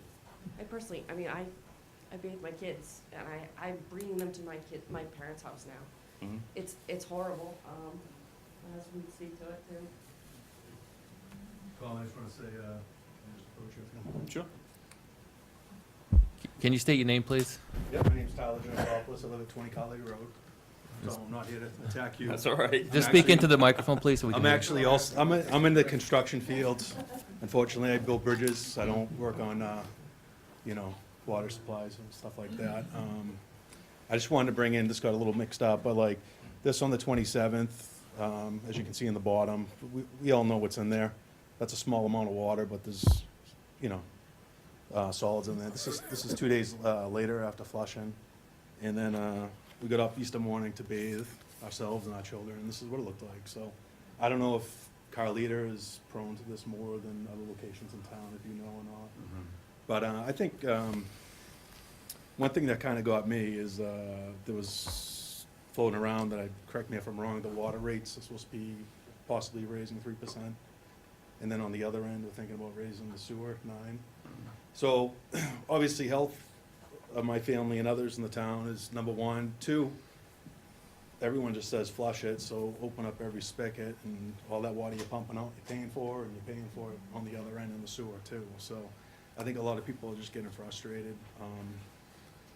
I know it's not a quick fix. I work with consultants, and as we all know, construction projects, et cetera, they take a long time, take a lot of money. But I guess me personally, it'd just be, I don't know if there's any other info we can get from you as far as what your consultants are telling you, and their durations, and if they've given us any proposals, maybe like you said, a station for filtration, so forth and so forth. So, but by any means, I know people get I don't think anyone's angry at you. I just think everyone's frustrated as a whole. I've been in town now for 4 years, and since we moved in, it was primarily just when the hydrants got flushed. Mm-hmm. But it seems like this past year, 18 months, it's at least once a month for us. So I guess that's all I have to state. I don't know if anyone wants to look at this closer. Could I ask a follow-up question to are the consultant reports available on your website? Are they completed? The CIP plan? No, the consultant reports? Not on the unidirectional flushing. No, we haven't even actually instituted it yet as far as getting out. There's more data that we have to collect on the valve turning, making sure that the valves are located, they're there, how many we have to work with. So there's a lot of man hours that go into that. Some of that is probably, Carlita and all along School Street in that low-lying area. That's an area that we're looking at primarily to start with the unidirectional flushing program. It doesn't sound like it's going to be, where it's a loop system in there. It's not something that should be happening all the time. Let's put it that way. So I've directed the guys to go out there, and they'll be out there within this week and next week, up to us flushing. We're going to start right around mid-April, like April 16th. And, you know, and we'll do what we can out there to make the difference, you know, where we can. And when you talk about spending approximately $2 million to replace lines, is that, what does that equal in terms of length of pipe, or We is just did that two streets, is that? Yeah, we just did a mile on Garrison and Main Street, that section. I'm sure everybody's familiar with that. That was just done last year, and that was 1.2 million. So what's the? For a mile of 12-inch water main. So 1 mile 1 mile. is 1 point. Now, what? Does that help? Yeah. So- Sir, can you say your name, please? Bill Lewis, Ashcroft Terrace. So just to piggyback what this gentleman said, if you had an issue to fix this problem, the pipes and so forth, what would it be? Have you figured that part out, what you need to fix the pipes to get newer pipes, whatever? Have you gone to people like Mr. Meyer here came to help us out to look for funding outside the town, so say it's an increase off the raise rate? No one really wants, but it's Right. a fact of life. Just to make it so that people won't have the groundwater, or have to put the stuff in the house and say, all right, this is my plan, it's gonna cost X. Realistically, we can do it for Y, and just tell everyone that kind of plan you have around town. Yeah, so the first thing was like the low-hanging fruit, right? What can we do from the standpoint of just boots on the ground, you know? Should we just be going out there and doing all the valve inventory, making sure we can do what we can with the flushing program that we have? That really doesn't cost a lot of money. You know, that's more a validation of what we're doing, are we doing it correct? So that's the first thing. The second thing from the standpoint of replacing pipes, you know, is this current administration, they're talking about a big infrastructure plan, they're talking about something coming out, and will that trickle down to here? I don't know that. You know, we can. Take that part out. You're running the water system for the town. You're the guy in charge. You say, all right, well, this is my playground, I'm playing. It's broke. I need to fix X, Y, and Z down the plan. It's gonna cost X right now. Have you gone to these guys? This is what I need. Have you gone to town? Have you started to look at funding? Maybe go someplace else and try to fund it. Is there a game plan set up for that? Because my boss, that's how I have to work my business. Is that how you guys run yours? You write down the simple stuff. Now you have a plan in place. I know people say don't spend money, don't raise taxes, fine, put that aside. But you already have your infrastructure plan set up. Have you started to attack that, saying, I need more money if I go this way, I need more money if I go that way? Yeah, there's a whole rate study that complements our capital improvement plan. Yep. That if we do X, you pay Y. I understand that, but did you ramp that up? Like, say, I could get more effects, I could do 2 sections a summer, it could go up, but, or if it doesn't go up, we can go for funding federally or state. Or we just kept everything in the town, is my question. There's really no funding from federal or state outside of SRF, which is reduced interest loans. Either way, you're still gonna pay a bond, you're still gonna pay money. Sometimes that can get forgiven, portion of that, but typically for an SRF project, that might be something you might look at for a $10 million project. It's project specific. So it's not like I can say, all right, I've got a $9 million worth of water mains, okay? I'm gonna go ahead and put together a plan and do all that and get funding for all of that. It doesn't work that way. So I guess the short answer is, it's whatever the board feels the town can absorb from their residents on a rate increase. They just did a 15% rate increase. We did a 3% rate increase this year. It didn't include any more additional capital bonding. What does that 15% go towards? The Status 15 quo? before? No, the 15% increase that you just went over, what does that go towards? That's all towards Main Street. Okay. Mile of water main. Mile of water main. That was it? That was it. Okay. Lenny, did you have anything you wanted to add? Thank you. My name's Lenny Mayer. I live in West Newbury, but I'm the state rep for the 2nd Essex, which includes Groveland. And thank you for having me here. And pretty much what Tom said is true. Filtration plants like this typically fall in municipalities. Now, I have 7 towns in my district, and water is an issue in just about all of them, okay? And there's no cheap way out of it. In my town of West Newbury, the selectmen are looking for pieces of land to buy to put in another well. So we simply run out of water halfway through the year. We end up having to buy it from Newburyport. And if we find a piece of land, the taxpayers will have to cover the purchase of that land, and then the ratepayers, anyone on town water, would have to see an increase in their rate to pay for a well, to have it drilled, have it serviced. And I'd like nothing better than to stand here before you and tell you that there's a pool of money at the state for this, but I'd be lying. There is not a pool of money for it. sometimes grants become available, maybe at the federal level. And if there is, and, you know, Denise or someone else in the town wants to work with our office and Senator Boussard's, we would gladly work with them to go through the grant process. But typically, projects like this are paid for at the municipal level. And like I said, there's no cheap way out of it. It's always a difficult thing. And as populations increase and resources are, you know, depleted a little bit more every year, it's a problem that we're gonna see every year. It won't get better every year, it'll be more difficult.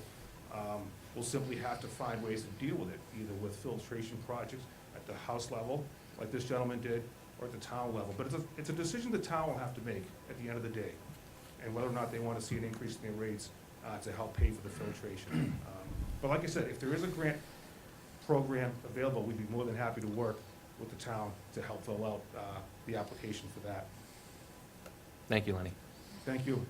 Can I ask one more quick question? Yeah, go ahead. Talking about a filtration system, it had like the source, and then also replacing the pipes, but one. Sir, could you step closer to the microphone and speak up, please? One last question for Tom. I was just curious, even if we replace all the pipes in town, everything's brand new, the water coming out of the ground is still not filtered, so we're still gonna see some of this possibly? Or vice versa, if we put a filtration system in, even though It goes hand in hand. yes, so the ultimate fix would be both. Correct. Okay. All right, thank you. Miss, did you have a question? Hi, I'm Yolanda Boland, and I live at 230 Center Street, and I have been complaining about dirty water for quite a long time.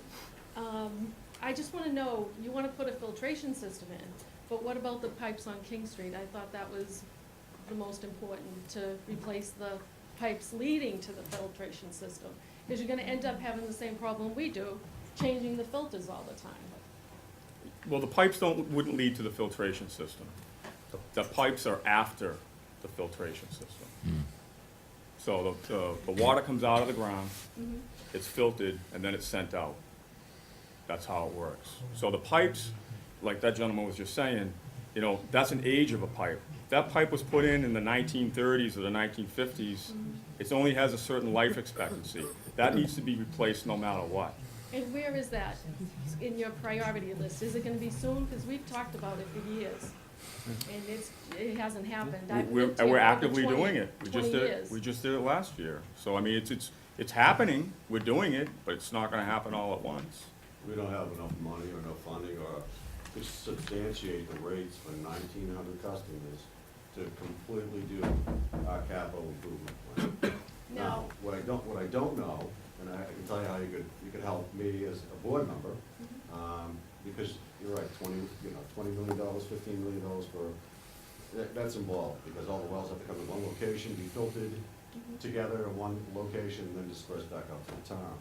So we have 1,900 customers, and we've asked, and you may be the same people that we see all the time that complain about water, and it doesn't, that's neither here nor there. That doesn't bother me.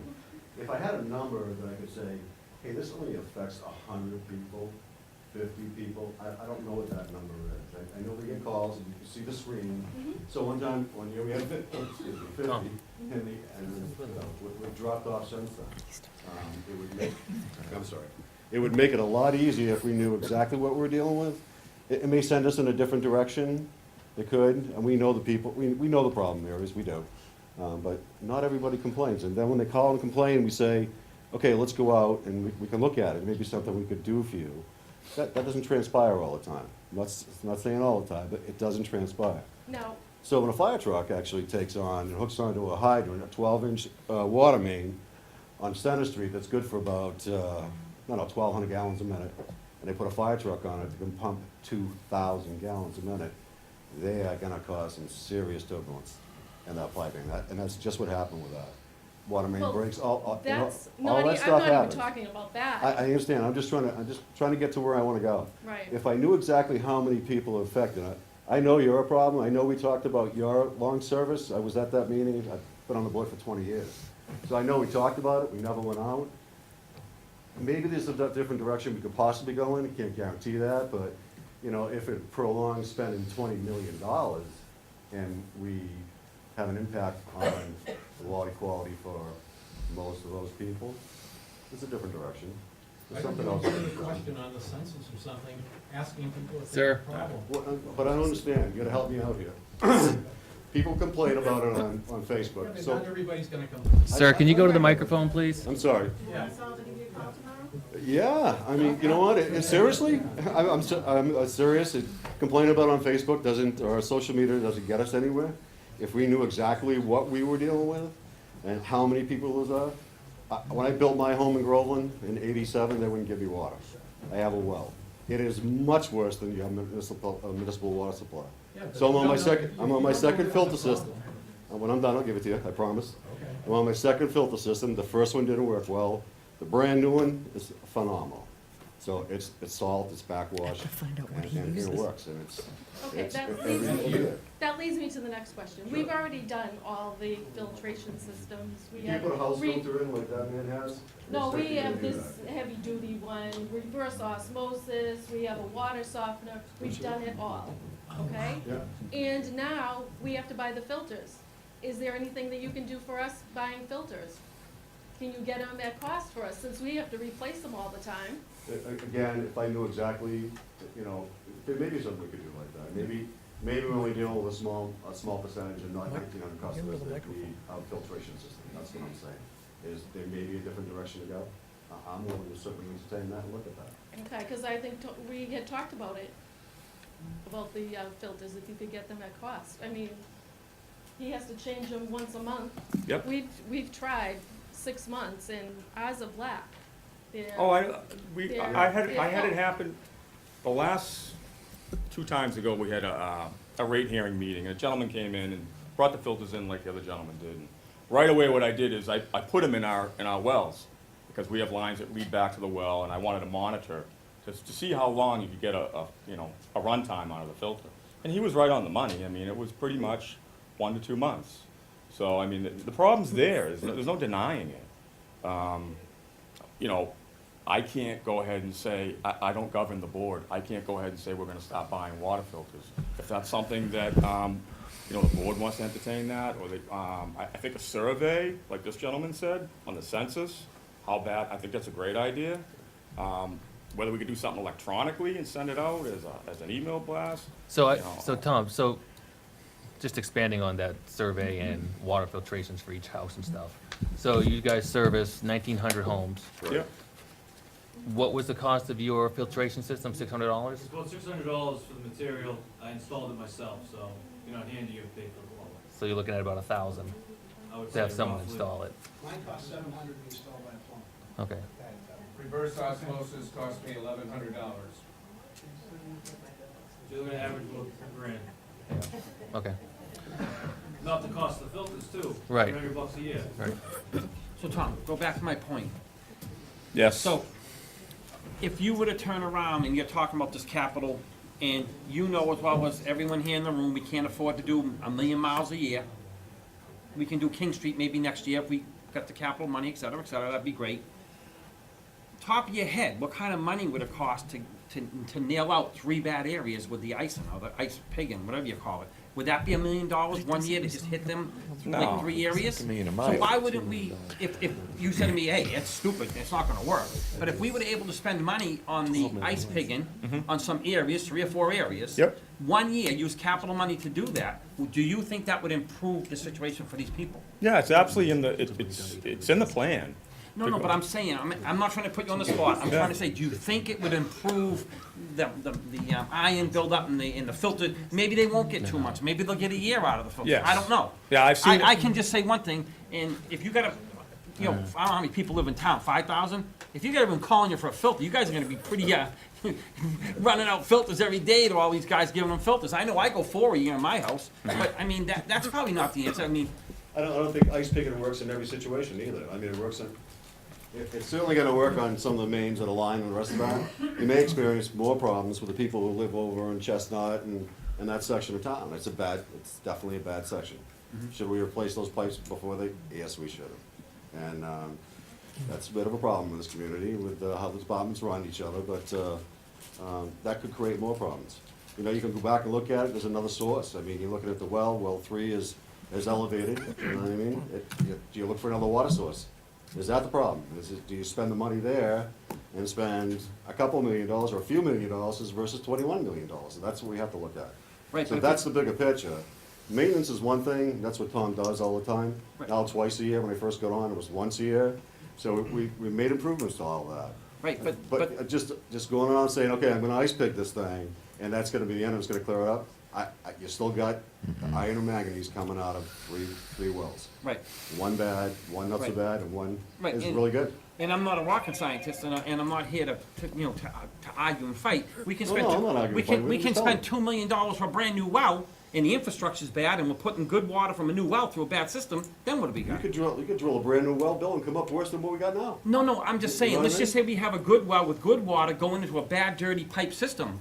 That's no good either, because they're still gonna have that problem. What came first, the chicken or the egg? I won't, You know? You have like a magic wand, or whatever you want. Can you go to the microphone? Sorry. My question is, if you keep saying you do this, that, the other, if you didn't have a checkbook, and you didn't have anyone to answer to, how would you fix it? What would be the best way to spend the money? I'd probably put another well in and a filtration plant. If you wanted me to guarantee you No, that I'm I just could asking get, for the best plans, not guarantees, I know you can't guarantee that. that's right, I say that's like. that's right. That would be to drill a new well and put a Yeah. filtration system. I would. And if you had to put a budget around that, that would be X. Could you report that back to the town and say, to fix what we believe will fix the problem for everyone, increase property values? But it's, okay, just remember, it's not everyone. Okay, so just say majority, or Okay. minimal, And whatever. It isn't and even you're exactly majority. right. It's not everyone, and that is the problem. It's a minority. So if it fixes the problem, and it costs X, could you put something together and say, we believe this will fix the problem for so many people, it's gonna cost Y. Yeah, And then we throw it to a vote like we do for the high school and everything else, and we can make a decision, we're gonna spend the money? sure, you can do, yeah, I absolutely. mean, not so, so people aren't saying, oh, we fix this, fix But it, it's, fix that's that. what, we do that already. It's just, now, we're just gonna focus on one specific thing that we're gonna do in our CRP. And that's just making clean water for people. So it's different than we've already done, you know what I mean? So we have a CIP that says we got so many water mains, so many things that we wanna do. Yeah. This would certainly be in addition to that, for the cost of $35 million. That's where we're gonna be. So you're gonna put that together and present it to the town, or? is I that can just- present it to the Board of Selectmen, So then these guys up here will bring it to us to put on the. we put it on the ballot, sure. But will that fix the problem? You know what, it's gonna make it better. Yeah. You always, every time you have a well that extracts water from the ground, from an aquifer, that's what all comes from, you're gonna have to. There's no guarantee. My well was good as far as gallons per minute that it would pump, it was huge. But unfortunately, came with iron and manganese. But like you said, this gentleman back here, you can have a clean well, and your pipes have to go hand in hand with it. That's true, So but if the source was cleaner, then how bad would the pipes gonna get? You know what I But you mean? need to fix your pipes. There's a section of it we still need to do. Right, so if you, I know you guys have gone through this, you've gone through your capital project, you've done all this stuff, I'm not criticizing that. Oh, no. I'm just asking, if you had your wish list, you could say, all right, I have no budget, I can do what I want, to fix this 100%, I need to do a well, filtration system, and fix X number of miles of pipe. Sure. And that's already been documented? The pipe has already been documented. The filtration plant, absolutely not. We've always been at the point where we actually don't even own the water that we pump. The state, it's all governed by the state and the federal government. So when Tom says he reports, he reports. If there's a flag, anything that looks suspicious, they are now here. They come here. They look at what we're doing. So it's very regimented as far as what we have to report. So our piping is already taken off, we know what that is, the filtration's not part of it, we haven't done that.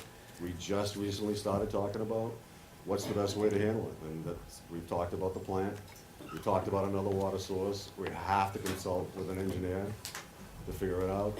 There's some ways to rejuvenate the wells, they don't even know if it works. They remove some of the gravel and put glass in it, of all things, glass beads. They think that helps, but they're not quite sure. But the more you draw it out of the well, the more that iron and manganese is coming to that wellhead, and it elevates.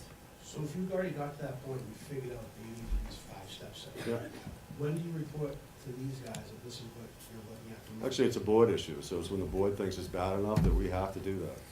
And what our priorities are. Our priority was the 50-year-old main that snapped 7 times between, Gardner Street and Well 1. We had to be done, didn't matter how clean or dirty the water is, you wouldn't have had any. You know what I mean? Because now we moved down to 2 wells. So it's prioritized. It's prioritized in what needs to be done and what's the most serious. So on that same note, though, when does this dirty water go to prioritize? End of this? Again, I'll be quite honest with you. If I knew exactly how many people I would deal, if you told me, it's, That's what you get for walking away, and I keep telling you to come back. you know, I usually don't need one of these, but if I knew exactly what I was dealing with, I'd have a better handle on it. So out of 1,900 people, is it 25 people that have a problem? Is it 150? Is it 800? I don't know that. I seriously don't know that. So when you're putting a... Is it all 1,900 because the water's not filtered? So could we, It should be everyone. No, it's one not. second, It's not telling. one It's second. not true. Could we just got a water bill. Yeah. Hold on. We just got a water bill. Are we able to put that survey in the next water bill that these people can return? So we can get an idea of the number of residents that is actually being affected by this on a regular basis? So we'd That, have to do that and validate it as well. So we'd like to be able to go to those homes and see specifically what's going on. We would. so could they send back the survey with a picture of their spigot? Would that validate it? No. No, he said- No. Oh, you're talking cold versus hot and that kind of Yeah. thing. On the survey, could you say hot or cold issue? Yeah, we could. That would validate that part of it. We've been talking, and this is important, I'm not trying to minimize this, we've been talking about this for an hour, and I know you wanna talk, so I'll give you 1 second. So I just wanna come up with some clear steps as to what we're gonna try to do to rectify the problem moving forward. Like I said, we just got a water bill, so the next water bill won't come out for another 3 months or so. That's correct. So I'd like to have some plan, maybe not finalized tonight, but at least some plan and some options that we can start working with over the next 4, 5, 6 weeks. So when the next water bill comes out, we have an idea of how we're going to move this forward and get some kind of result, and then, try to figure out what the solutions might be. Name again, please? Melissa Furtado, I live on Salem Street. While I admit my water's not as bad these days as it once was, I grew up in this town, I've been here for over 30 years now, raising my kids in this town now. I don't drink the water. My kids don't drink the water. I hate that we even have to bathe in the water, because there are several times where our water is still brown. My bathtub gets all sedimenty, and then there are times where it does run clear. I mean, I feel a little better knowing the measurements that are in there and that it's not cancerous or whatnot, but I don't want my kids drinking it. I don't, for 30 years I buy bottled water. I don't want to spend money on bottled water when I'm paying a water bill. It's just, I didn't ever know that we could even call and complain until Facebook. So, I mean, I know that the Facebook page is getting a lot of flack because people are complaining online about it, but, I mean, I grew up here. I didn't know who my parents would talk to or whatnot to make these complaints. I found out by Facebook to come here and that it was gonna be talked about. And these are concerns that we've had as long as we've lived here, since 1986. And, I don't know if my pipes were replaced, and that's why it's not brown all the time. There was a time it was, and it was smelly. But, so now it's a few times a year, especially during flushing. But from some of the pictures I'm seeing, it's concerning. And I grew up in town. I've been here my whole life. I grew up next to St. Patrick's Church. Lived there, never had brown water in my entire life. I built a house down here and drilled a well. It's awful. There's no question. So I understand, and what I see, I realize that that's a concern. It would be for anybody. Would I want to bathe my kids in it? Absolutely not. Would I want to drink it? Of course not. Let's just be realistic about what we're saying. But understand, it's not the whole system. It's not. You know what I mean? If it's isolated, maybe there's another approach that makes more sense than where we go, short term, and we can certainly look at that. I mean, I always thought we were filtered. That was kind of. I'm sorry? I always thought our water was filtered, so to find out it's not was Actually, we pride ourselves in it not being filtered because we've never had to. And it's never been. Has it gotten a little, the iron gotten a little worse over the past 10 years? Yes, it has. A little bit worse. There's no question in my mind. But, it's never been filtered. I mean, it's an admirable quality. Costs a lot less money not to. hopefully we can get it. All right, we're gonna take a couple more, because we do have some other stuff we have to get to. All right, sir, are you gonna ask questions too? All right, you three, and then we'll have to move on. Diane Gobey, I live on Carlita Road. Just a couple of questions that are kind of nagging at me. I know you talk about getting brown water when you do the flushing. This month, we've been getting it almost every day. What's causing it to come brown when you're not flushing? And Thank that's you. been going on for quite a few months now. I mean, it's been, this past year has probably been, Yeah. I've been here 10 years. It's probably been the Yeah. worst this past year of getting it caught, like I had it this morning. I mean, we'll see elevated, calls might start coming in closer to we get to flushing time, so we're gonna flush in 2 weeks. So, the system really needs to be flushed twice a year. So, that's part of it, it's time to flush. And that was pretty evident when they opened up a hydrant. But it's There was a- even after you flush, a month later, 2 months later, I'm getting it. I mean, I'm getting brown water all year long, on and off, constantly. More laundry's gotten ruined, completely. The other question was the smell. It's smelling like rotten eggs now. Does iron and manganese do that? It will in your hot water tank, so if you. We don't have a hot water tank, we have a Renai. Yeah, I don't get a lot of smelly water calls, I really don't, being honest with you. We can certainly come out and take a look at it, and get an idea, try to get an idea what's going on. Yeah. Every shower, it's like, at first I thought it was the drain, and then I poured a glass of water, and it's like, oh my God, it's the water. It's cold water as well as hot, so it's Yeah, not it's going cold through and the hot. water. Mhm. Heater, we have a hot water heater. It's not going through that, it's in cold water as well. Yeah. Throughout the whole winter? It's all year long, on and off brown, all year long. Yeah. Okay. Yeah. And you could come out, and it may be a day it's not running brown, and then the next day or that night, it'll come out like this morning it was brown, when I left tonight it was clear. Mhm. So it's on and off constantly. Well, let's get through the flushing cycle and see what it does. If it persists, by all means, call. Definitely Okay. log the calls, because that's how they track it. That's how we, everybody's sitting here going, I got constant brown water. I can show you my log. I'm not up here lying. I don't know about it. I do not log on to Facebook. Period. I don't go on. I will not. Here, I called you, and it was the same. I will not have a dialogue on social media. I would much rather sit here and talk with everybody face to face, call me on the phone. I might not give you the exact answer you want. You may not be happy, but I'm gonna talk to you. You know what I mean? And I'll do the best I can. And all I can do is take that data, quantify it, and try to apply it to the problem. Maybe there's a stuck valve out there. When we start looking at all the valves, everything's a loop system out there. Is it looped? Is the valve open? There are only a certain amount of valves that we do work. Is Carlita one of the? Carlita's an area where there's multiple valves in that whole neighborhood. Or is it one of the older pipe areas? Yeah, 63, so it'd be it's lined pipe. But that's not gonna set up well if there's a closed valve. So if you can picture a water system that's going up and around in a loop, that's gonna run clear most of the time. If for some reason there's a dead end, and we don't know about it, because dead ends are easy to flush. We just open it up, it goes down the end, and that's it. When it's a system that's gridded off with multiple valves in it, okay, yes, we turn some of those valves and we get water going in certain directions. This time, we're gonna turn a lot of valves. You'll see the guys out there in your neighborhood within the next couple of weeks and doing an inventory on those and making sure they all work and they all turn and counting the turns on them, figuring out what the size is. So it's a lot more manpower. Is that something in the house or outside? No, it's something on the street. Okay. So it happens in the street. Yeah, absolutely.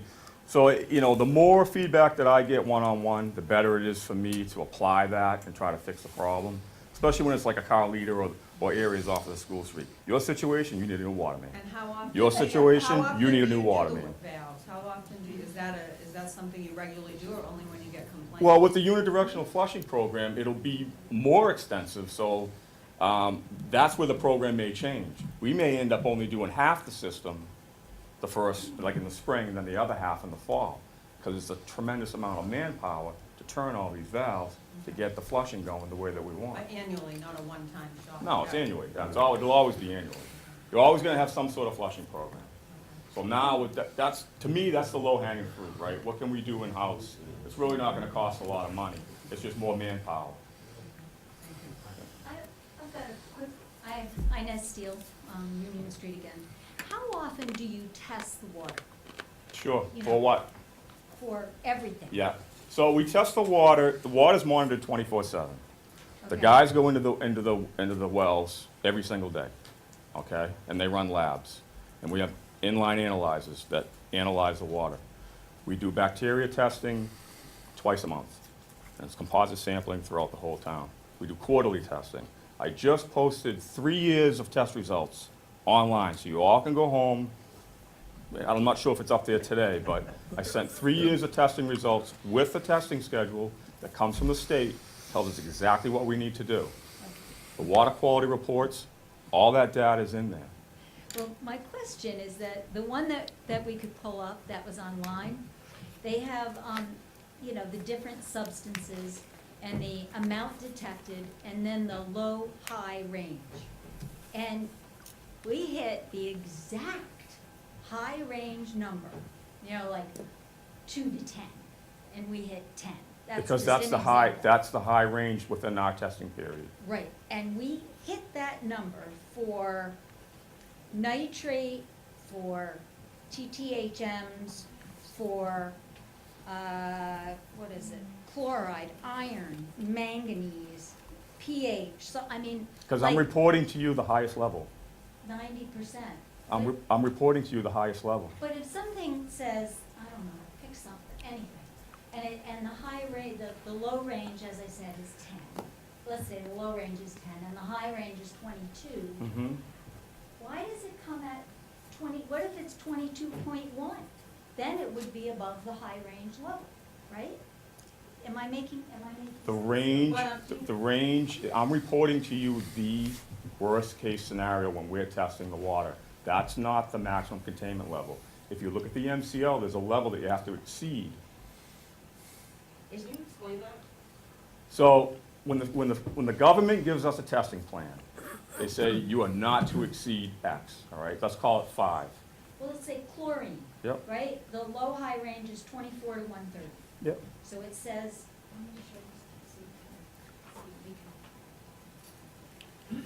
like, we'll just use chlorine as an example, Mhm. right? And it says amount detected, low, high range, 24. It's chloride, it's not Chloride, chlorine. oh, sorry, chloride, 24 to 130. So we hit the high, hit the high, hit the high, hit the high, Mhm. all the way down the line. Because they're all different sites. So one site is the low site is, say I got 3 sites. Oh, so this isn't the low range height that's allowable by No, law? no, I'm reporting to you the highest range. Oh, I get it. So we were reading it wrong. Correct.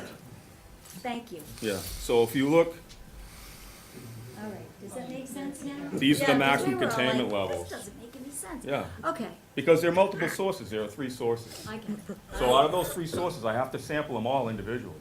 Okay. So it's not just, so that's why you have that range. So I'm reporting, I mean, you don't necessarily need to know the low range, right? Everybody's worried about the high range, but the low range, say, is well number 1, and the high range is well number 3. That makes sense. Well, I bet we're not the only ones who read that wrong. Yeah, I'm confused by that. Yeah, I mean, that's it's a contract that I just kind of plug those numbers in. I'm not gonna take credit for that. We pay for somebody to put that together, we just put the data in. Sir? Okay, Fred Hall at Broad Street. We have a moderate problem, not a heavy problem at our house. I want to thank you for giving us some action items that we can look at here from a financial standpoint. And that is the big fix you said would run close to $12 million, approximately 2,000 households, so that's $6,000 a family. Gentleman over here, you came in with a proposal that would be $700 up front, and then what, another $300 a year? Yeah, on the filter, that's what we're at. Okay, and then we also have like a water softener, reverse osmosis, 4 filters, okay, and that was $1,000 to put in. $1,100.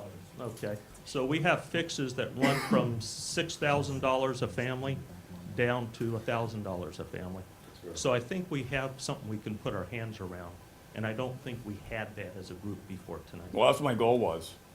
That was my major goal, so that everybody understood that. And, one thing too, don't forget when we're talking about, $10 to $15 million, that does not include the operational cost. So the maintenance on that facility, that's just buying it. That's getting it engineered and put in the ground. Now you gotta look at staffing, and you gotta look at all that other cost that comes with it. And to be fair to say, if they voted that in tomorrow, how long would that take to implement? Geez, I don't know. An engineer would do it tomorrow, right? Because that's No, I'm money in saying their build, pocket. I'm saying build it and get it Yeah, I mean, online. it's probably, right now, I'm gonna go over to Topsfield, because Topsfield had basically, they're a neighboring community that kinda had the same situation, right? They had the same kind of scenario, and, they voted it in, and they're doing it. And I don't believe they were mandated to do it, but they voted it in and they're doing it. So I'm gonna go over there and take a look at it. I mean, I would say, 3 to 5 years, Right. roughly, would be We're gonna have about, dirty water for they're gonna have this problem for 3 to 5 years more. Right, but I mean, don't walk away with that you're gonna have that for 3 to No, 5 no, no, years no, more. I'm just saying, I mean, I'm trying to say, if Right. we were implement today, we're still gonna have yeah, this. for the filtration process. But in the meantime, you're still gonna have the other capital plan that includes water main replacements. You're still gonna have to be doing, our vigilance on the operations end of it to make sure that we're doing the best we can to flush those water mains. So it's, it's a big nut, right? I mean, it's a lot of money. But all that information's out there, and if you need more information, you just email me, call me, whatever, I'll get you the info. Right, Tom, I just want to thank you for putting this together. Yeah. Part of my goal of setting this up was to give the residents an opportunity to talk to you directly in an open forum, so we could start this dialogue, because I know it is important. Yep. We do have to move on to other business, but I do, Are we gonna put that in the next bill? Just to tell some people out in the social media know, let you know if something's wrong, like, hey, let us know, skip Facebook, call us. that's going to be part of. Well, actually, if you want to go to the last slide, I've conceded. Okay, we have Facebook, we have Twitter. This will be replayed on So, the Access channel, so you can see that. You can reach out to us. If, you can reach out to us if, Tom, So, Tom, in addition to the dirty water, what's the white spots when you wash your car in the summertime? What's the white spots that are all over the vehicles? that's calcium. That's calcium? Yeah, it's calcium that, it's, the water here is moderately hard. So because it's groundwater, you get that spotting. This is, yeah, Yeah. hold on. this has been an excellent dialogue, and there certainly was a lot of questions. But just in addition, that how about a little bit more transparency from the water department? Hold on a sec. Hey, excuse me. Can we stop with the talking in the audience, please?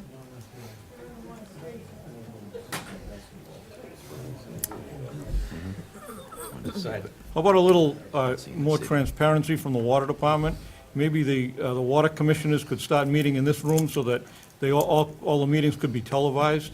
I know it's nearly impossible for them to be televised in the water department office, but obviously there's a lot of questions here, and I think that the meeting should be held in this room so that the people can hear what's going on. Sure. And maybe, there was a lot of, thank you, there was a lot of questions here. What's the possibility that that the commissioner of the water department can hold that public hearing again about the 3% raise in the water rates, and 6% and 9% in the sewer? Maybe, I know I missed that meeting. I know that only one person showed up. I intended to get here. I read the meeting wrong. But how about doing that over again? Maybe we've kind of lit a fire under some of these people, and maybe more than one person will show up at that rate meeting. Maybe we can do that. You do that meeting over again, and you might get more of a response. That meeting was held just prior to a snowstorm. That might have frightened a few people away. I'd like to see the water department do that meeting again and see what the response from the people are. Well, that's kind of up to the board. We've been through the budget process and did all of that. We did our due diligence, we advertised it, we did everything that we were supposed to on our end. I can tell you that, that we don't get a lot of attendance at those meetings, for whatever reason. It's certainly advertised.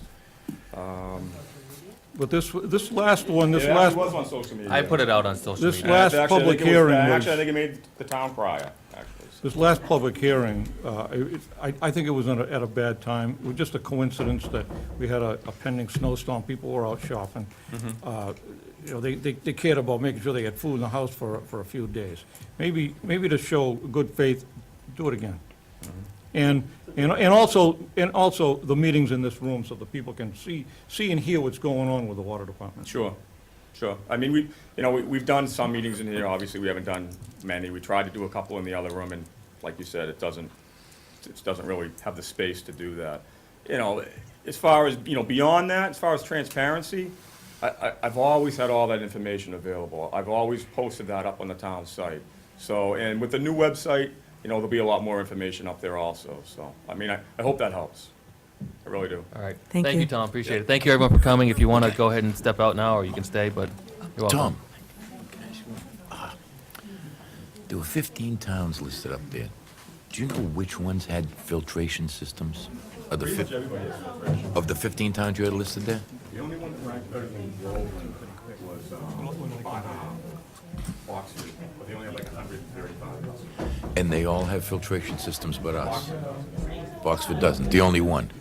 Oxford's the only one that, Doesn't Oxford doesn't have one, Byfield doesn't have it. West Newbury gets filtered water and groundwater that is not filtered, so they buy from the Newbury Port. But Georgetown has filtered water, Raleigh has filtered water, Naval Water has filtered water. So even though they've invested millions of dollars in filtration systems, it hasn't really completely alleviated their problems. No, the contaminants are always gonna be there, to the point where I think that might be raw water data and not finished water data. I'm not positive, because if they're an independent group, I don't know how they do their testing, you know? So, I mean, typically you'll have those contaminants and you go bring them out. You know, the thing with Groveland is, it's a hard sell in a room like this, but water here in Groveland's really good. It really is. There's nothing, you know, the iron and manganese is gonna be problematic, but I mean, when you look at it as a whole, okay, it's very good. If you were to be outside of it, You know what the you know, biggest problem is? Tom? Tom, you know what the biggest problem is? Is dirty filters. That's the biggest problem. Oh, yeah, when you see it. And when you see it, and then when you It's see not it in a your cheap cup, problem. that's the biggest, it's Absolutely. good water, but the problem is once you see it. No, I totally get it. I totally get it. It's aesthetics. Yep. You know, and believe me, And that's what I was saying, I was hoping that you could do a survey in the water bill. why you're drinking Is it hot, cold, No. or dirty? We've talked about it. Not at all. I mean, that's gonna You know, show the town we people. wanted it, you know, we just want it fair and equal too. Right, I know what you're saying. Okay. The water tastes fine. Yes. If the water tastes That fine. was good. It was Yeah, good to have that that. was the dialogue. I appreciate it. All right, we're going to move on. Thank Thanks, you very Tom. much, Tom. No problem. All right, we have ZBA appointment for upcoming application. So,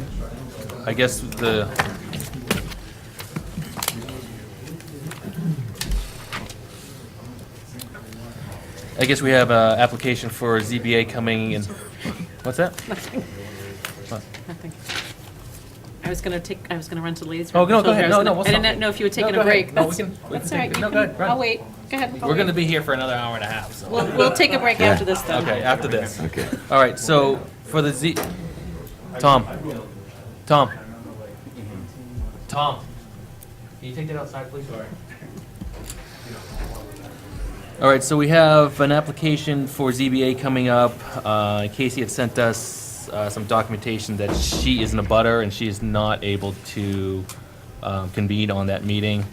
So she had asked us to appoint an alternate for her. Is that the gist of it? Correct. There's still one member short for regular board members, so she will need to abstain from that discussion. And so she's asked if someone from this board could fill in to hear that application on their May 2nd agenda. And I can't do that because I'm in a butter. Correct. You're also So in a butter. Somebody else will have to. I'm also in Elm Park. You are probably also in a butter. You are also in a butter, so that leaves 3. I will be in Puerto Rico. Lisa will not be in the country. Ed, Bill? I'll do it, if it doesn't wanna do it. No, go ahead. All right, so do we have to vote to appoint Bill? Yep. What's it gonna be, special alternate? Yeah, he could be an alternate for that meeting. Right. They have alternate spots. So, someone wanna make a motion on that? I move we make Mr. Selectman Dunn special appointee to the ZBA for special meeting on May 2nd. Yes. We get a second? Second? Any further discussion?